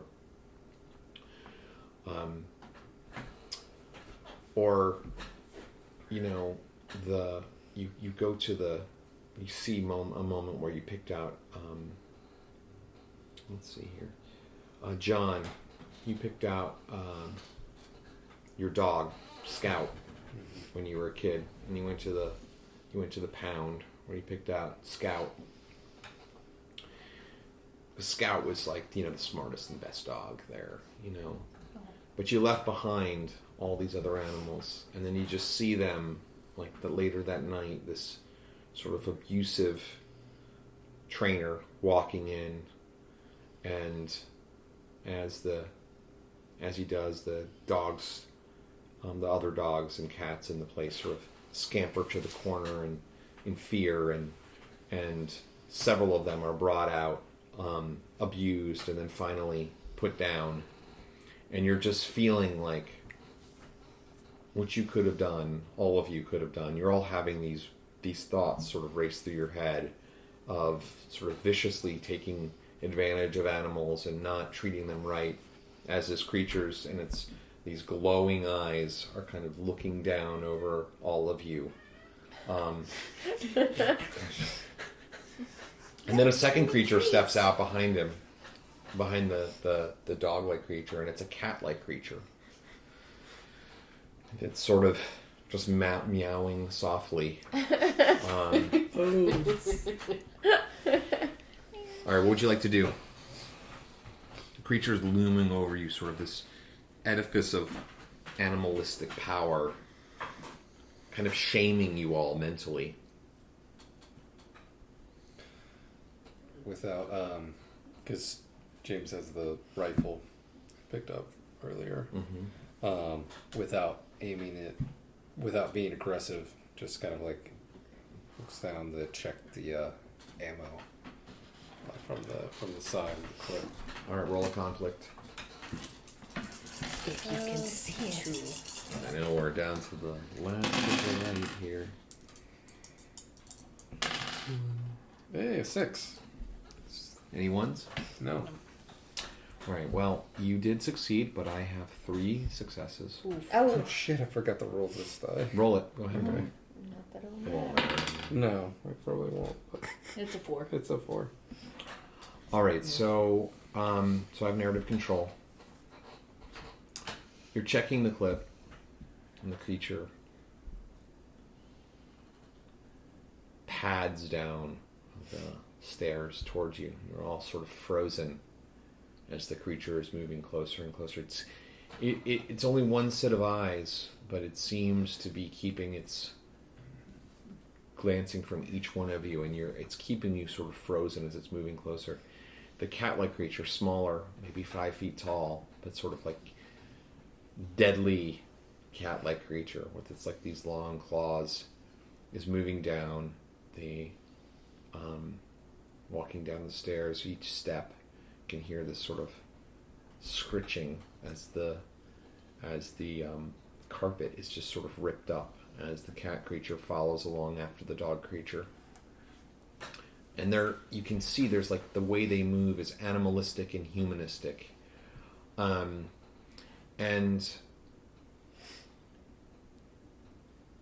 John, you feel like this, like kinship almost with them. Like you feel like almost like you did with your army buddies or your military buddies, like where you sort of feel like maybe you're part of the same pack. You, on the other hand, sense this, Maddie, you sense this sort of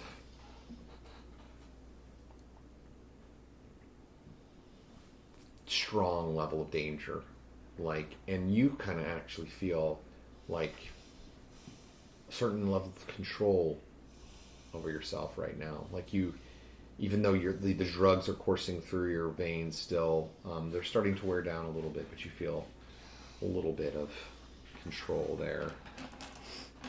And clip seems like it's pretty full.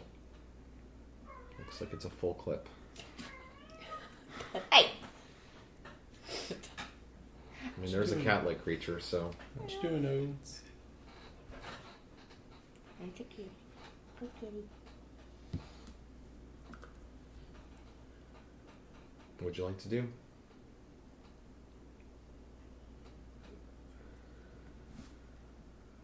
James. Well, Belinda But is going ahead. You think you got it? Maybe.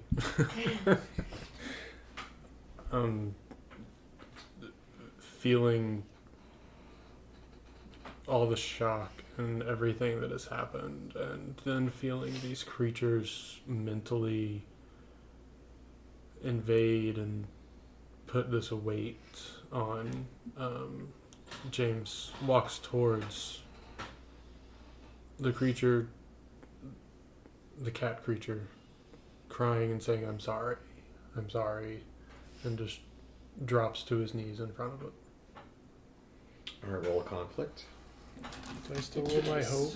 You still have hope. Somehow, actually, I don't think he does. I can't see. What is that? Oh! 6. Oh! That was dramatic. I have 2 5. 6s. Oh, hang on. I've got to. No, can't. No. No. We got it. Yeah, this is a 3, a 5, and that's a 6. Okay. Nice. Yeah. Oh, James is broken. Hang on. Who Did you have? control? Yeah. Who are you or am I? No, I have You. narrative control. Oh, there we go. Roll.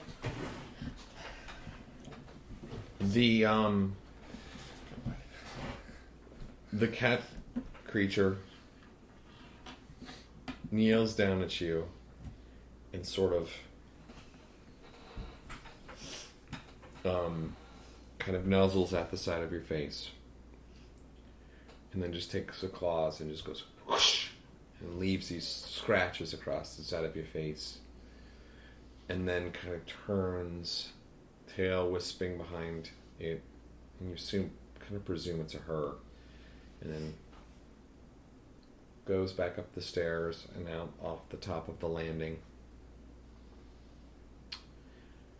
The dog creature moves over towards you, John, and kind of looks into your eyes and rips the bandages off your arms, revealing it's still kind of hairy. It's not Still quite kind so of hairy, Right. but Still a little bit. I got hairy arms anyway. it's a different kind of hair. You're a little though. hard to tell. It's dark too. Yeah. Good role playing there. But the moment he does that, and then You hear some other howling, like just a little bit of like sort of yelping and howling, and then the dog creature in front of you goes, "Arr!" And then you hear this return of this howling, these sort of dogs, and then you hear also this yowling, caterwauling sound. And it seems to be getting closer and closer and closer. What would you like to do? Maddie feels the cold metal of the crowbar in the palm of her hand. And she just stares at this dog creature and she just goes. The dog's not looking at Maddie right Yeah. now at all. Yeah, but she's still looking at him. She's going like, I'm going down, but you're going with me. And she just kind of runs in. It's a bit strange because it looks like she's running and jumping, but what's happening is that like some of her hair is turned into leaves, and her skin is taking on kind of a bark-like consistency. And when she jumps, her feet sort of stay almost on the ground, but the rest of her is still propelled forward, and it grows. And she's bringing up the crowbar. Her eyes sink into the skull. Her jaw distends, and the crowbar comes down. It smashes into the dog creature's head. All right, well, let's roll a conflict here. Yep. You have 2 die. I Good luck. have 2 dice. I got a 6. That's amazing. I didn't roll any sixes. I have 1 6. I have a 6 and a 4. My God. I know. he's It flipping sends- those over in our favor. It sensed Oh my how God. awesome my description was. Yeah, so you have narrative That's control. amazing, yes. Yeah. The crowbar comes down, and it's the hook of the crowbar that smashes down. Something about the shape of the skull she's found that divot, and for like the crowbar is still metal, but it's somehow gotten that bark too, and it smashes, and the head just sort of splits. It looks startled for a moment as it's still keeping its eyes locked on John's. And John can see in real time as the creature just kind of pauses and waits, and then realizes what's going on. And it tries to react, and then it just starts to slump. The force of the blow, you hear a snapping sound as the bark that has grown, it's become too thin, and the weight of it just cracks, and the weight of this underfed girl just kind of like collapses against this guy. Rather than looking awesome, she just kind of looks almost like she's hugging him as the two of them land on the ground.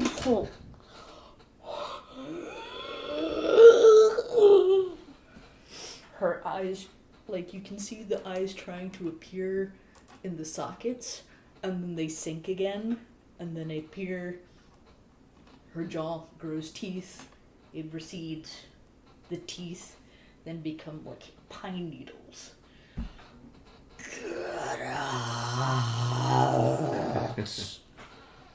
And then that's all I got. The howling is still approaching. Yeah, so the dog the dog creature collapses to the ground, and you start to hear this padding and noise, and something is approaching, and the doors, well, at the front, I guess, are still open, and you see these dog and cat-like creatures begin pouring into the doors, leaping towards all of you. What would you like to do? John points the rifle at the closest one coming towards, goes for a headshot. All right, go ahead and roll a conflict here.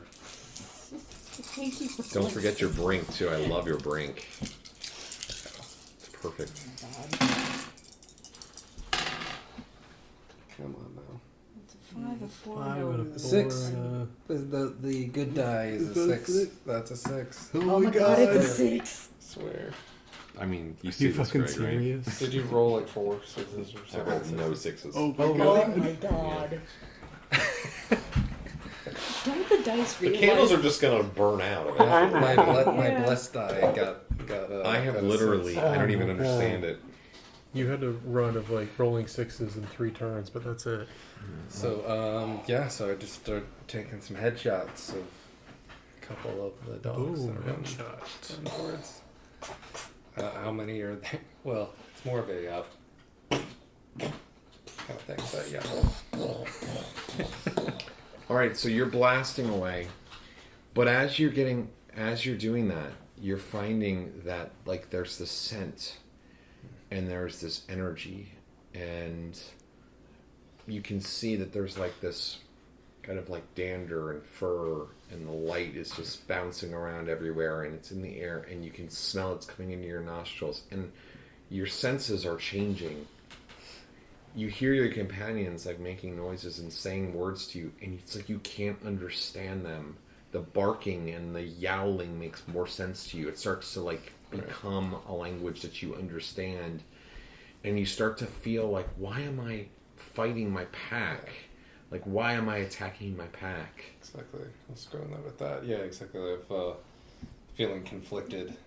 Yeah, you're like knowing you're on the verge of like human and animal Exactly. right now. Of like 2 packs and 2 missions. And all of you can Coming to see that John, like he's like punching over, and like his arms and legs are like changing, and he's like his exposed arms are now like covered in fur, and like even his face is starting to become furry. His mouth is, and it's starting to extend out like to be more dog-like.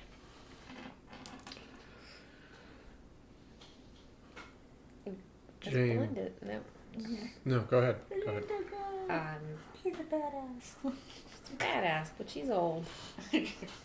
She understands when her You can sacrifice yourself her to it ticket anytime. is coming up. So instead of continuing to run and fight, she just sits down and she pulls off her little cat head jewel pin and just sits there looking at it, thinking about all of the cats that she's come to love over the years, but still mourning leaving that one in the bathroom.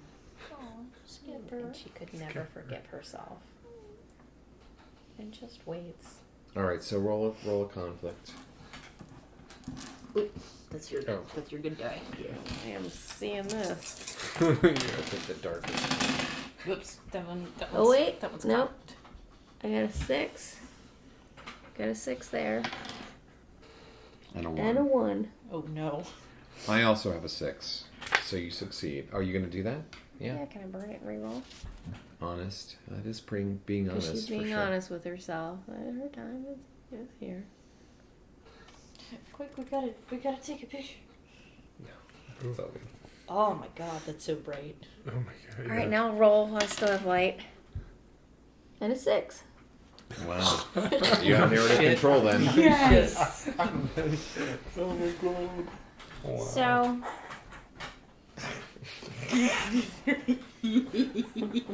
Oh my god. as she's sitting there, knowing that her time is coming to an end,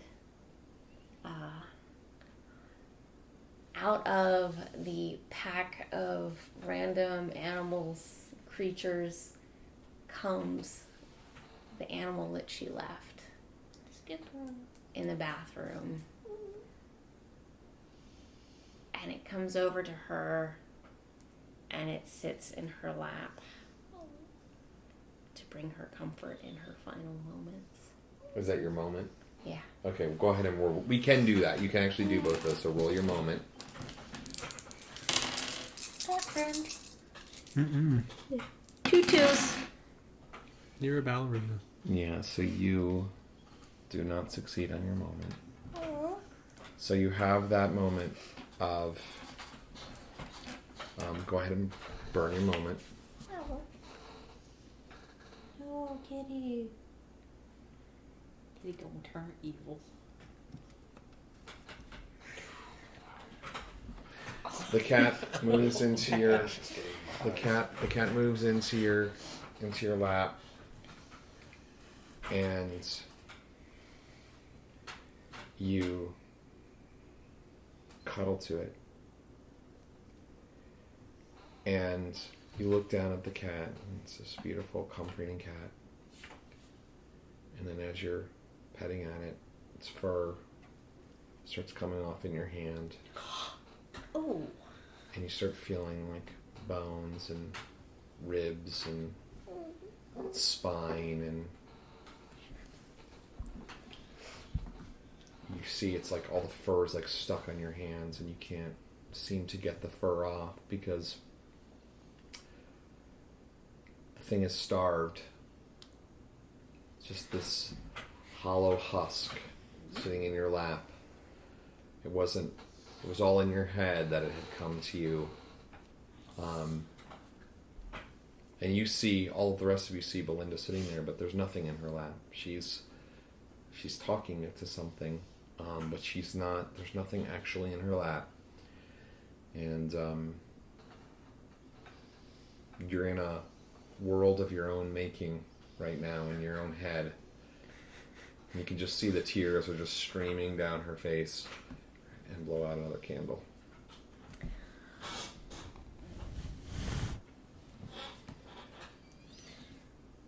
These things are true. It is dark. And we are alive. So we're down to the final candle, and this is things change.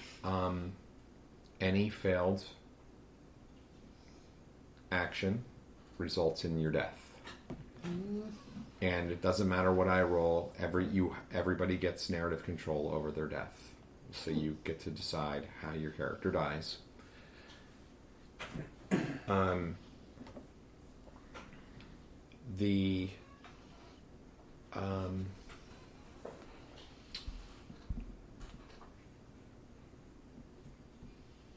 Let's see here. Maddie is transformed into this strange creature. You're feeling this animalistic, John. You're feeling this animalistic call. You're on the verge of these two things. Belinda seems to have given up. She sits on the floor, and these cat creatures are prowling all over her, looking like they're ready to feast. What's James doing? James has been kneeling after he's kneeling on the ground still, repeating thank you, thank you, thank you, after he was horribly gorged and slashed in his face by the cat. And he turns and sees that Belinda had attacked one of the creatures. Or Maddie. Oh, Maddie. Sorry. No, it's okay. Attack the dog, yeah. Attack the dog, and feels he needs to try to defend the dog creature and other creatures against Maddie. All right, so roll your dice. What do we have? You've got one. You've got your I've got my die hope. and where did the other one go? Did we have one? Do I have them all? I I think do you have do. them all. Yeah, so here's yours. Gee, thanks. You'll probably roll more sixes than me anyway. I can't see what the hell that is. Dude, I did not roll a single six. I rolled a 3 and a 4. Do you have anything else to burn? No, you know. I have nothing. I have my tissue that I started with to burn. Don't burn that. My monogram. Okay. See, it is monogrammed. You wrote it in. So describe the final moments of James. So James sees Maddie attack this dog creature, and I feel this anger that you're attacking my kin, and he gets up. As he gets up, his jaw from being slashed just kind of like falls down off of his face, and he starts running towards you. And screaming, but since there's no bottom jaw, it's just this gargling and fluid that's coming out. And he gets to you, and he tries to hit you, but you grow like you were doing, and part of your branches just come out, and before he can actually get to you, just shoot out in defense and just stops him mid-track, impaled. So it's kind of like you were defending yourself subconsciously, like without even knowing. Belinda, the creatures,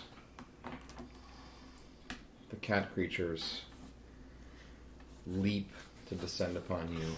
Roll a conflict.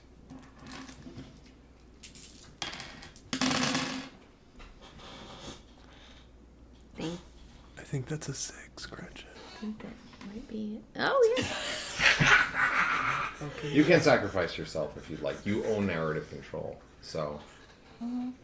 Or you can survive.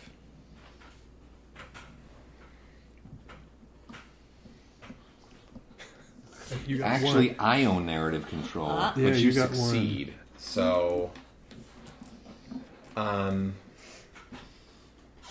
okay. So I succeed. The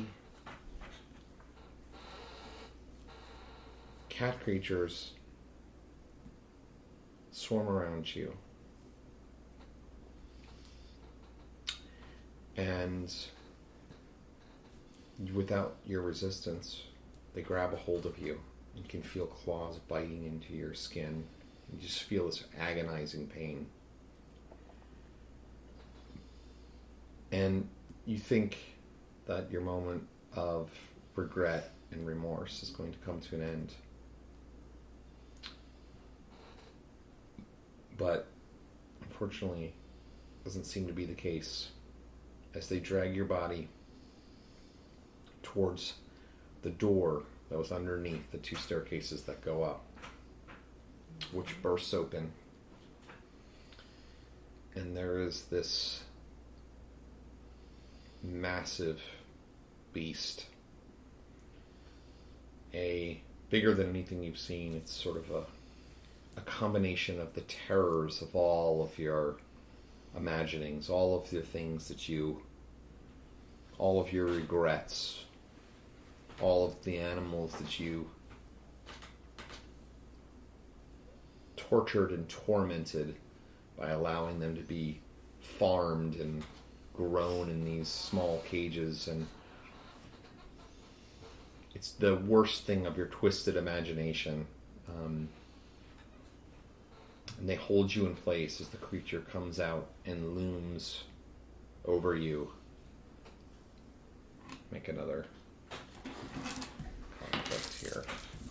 It's 5. Okay.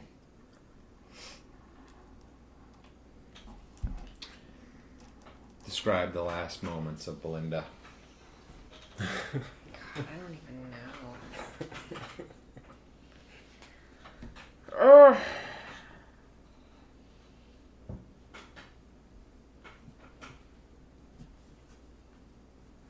I don't even know.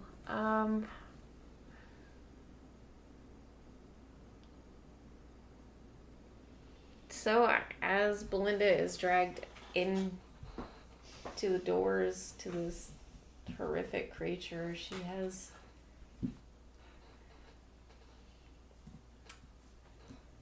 as tormented as she feels, she has made peace with the fact that she deserves this. And the massive creature reaches down and... Like, use your brink. Yeah. You could spend your brink to re-roll. I mean, I could. My brink doesn't really work with this, though. Okay. I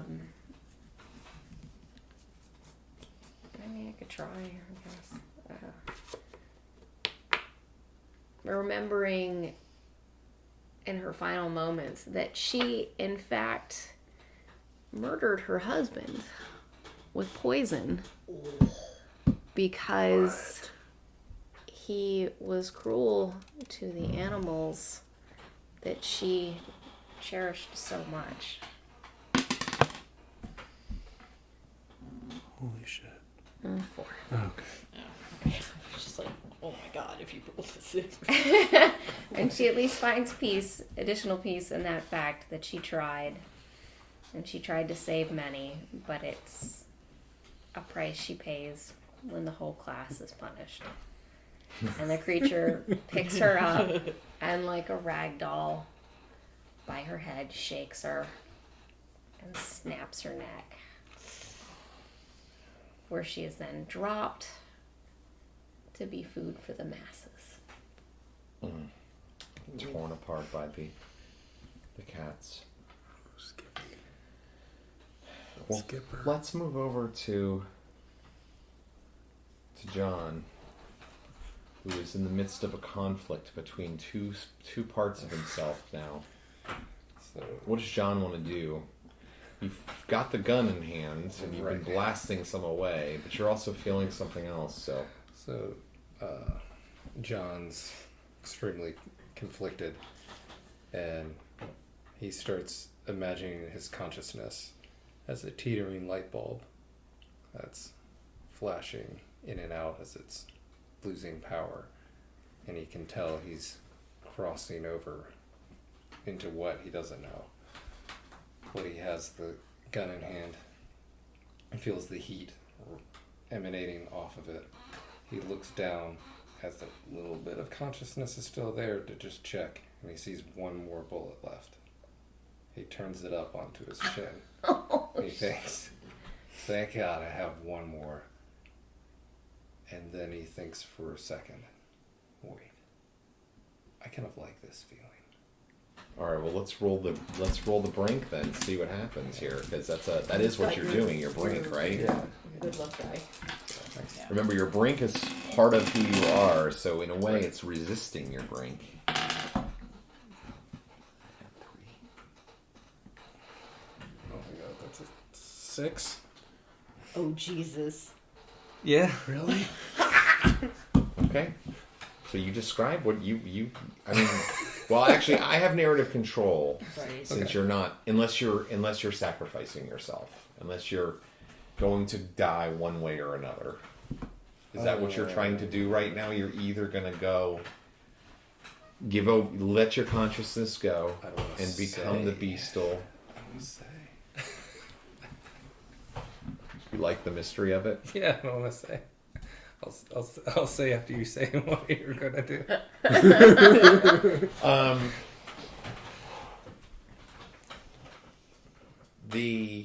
Several of the dog-like creatures, seeing that you sort of stop with the gun, move closer to you, kind of in anticipation, ready to tear you to pieces, or are ready for you to join the pack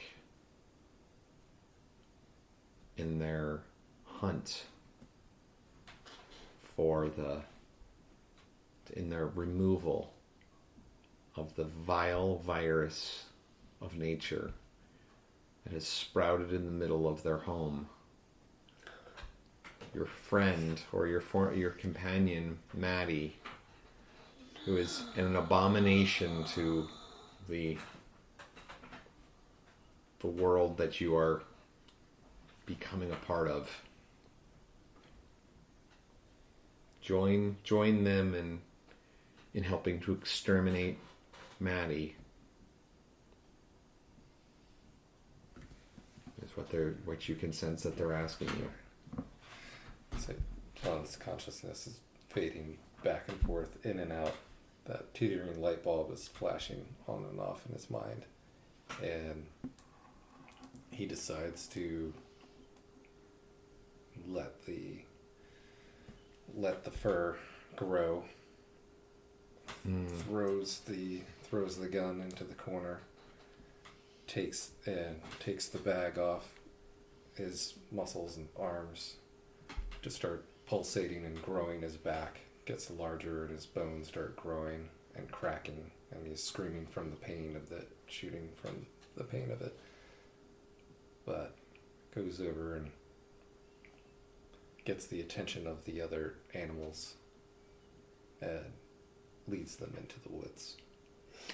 Well, John's consciousness slips away, and John is no longer John. Rather, he has become a beast like these other creatures and feels compelled by the hunt. And so ends John's story. And the youngest of the group, Maddie, remains, a bit of her at least, surrounded by these monstrous creatures, these beasts that seem one side of nature, the other side of nature, the part that is forest and trees and wild growth, is being overrun by these creatures. And Maddie is a force in a way that is resisting that. What would you like to do? She still has James in the branches of her fingers that shot out and stabbed into his chest. And she...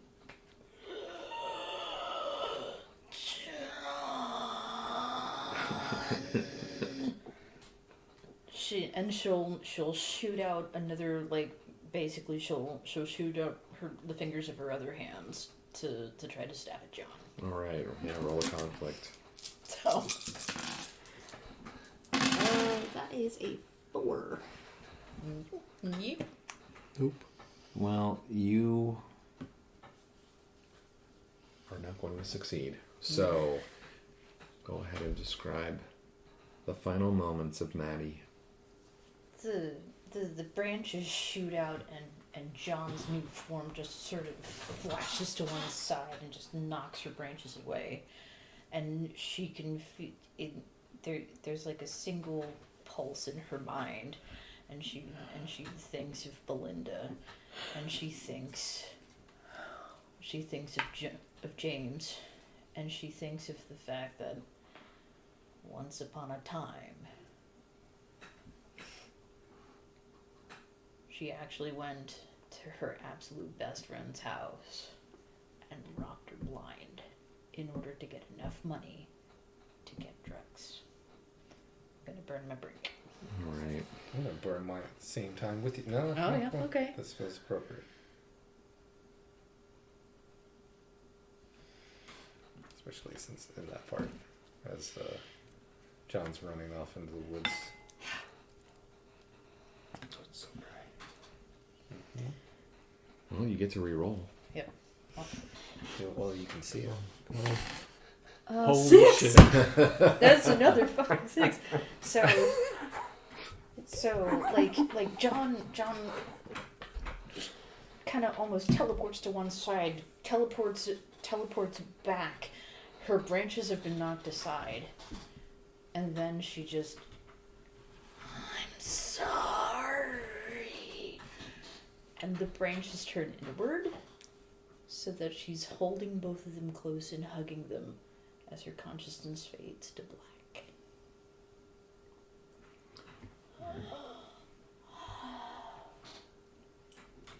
Why don't you put out that last candle then? The world is dark. Is it on? This is James Burris. I guess we're about to leave the fallout shelter, and I don't really know what to do. I mean, I was just in college like a week ago, and I just wanted to go back to me running with my friends, and I don't know what to, I just don't know. I don't know. And I hear it outside, and we'll be all right. We'll be all right. All right.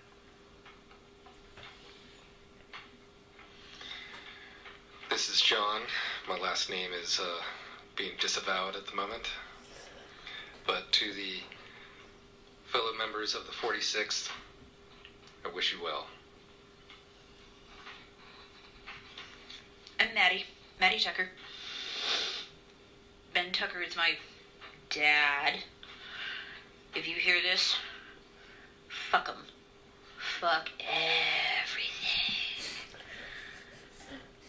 Screw him, kill him, and make it hurt.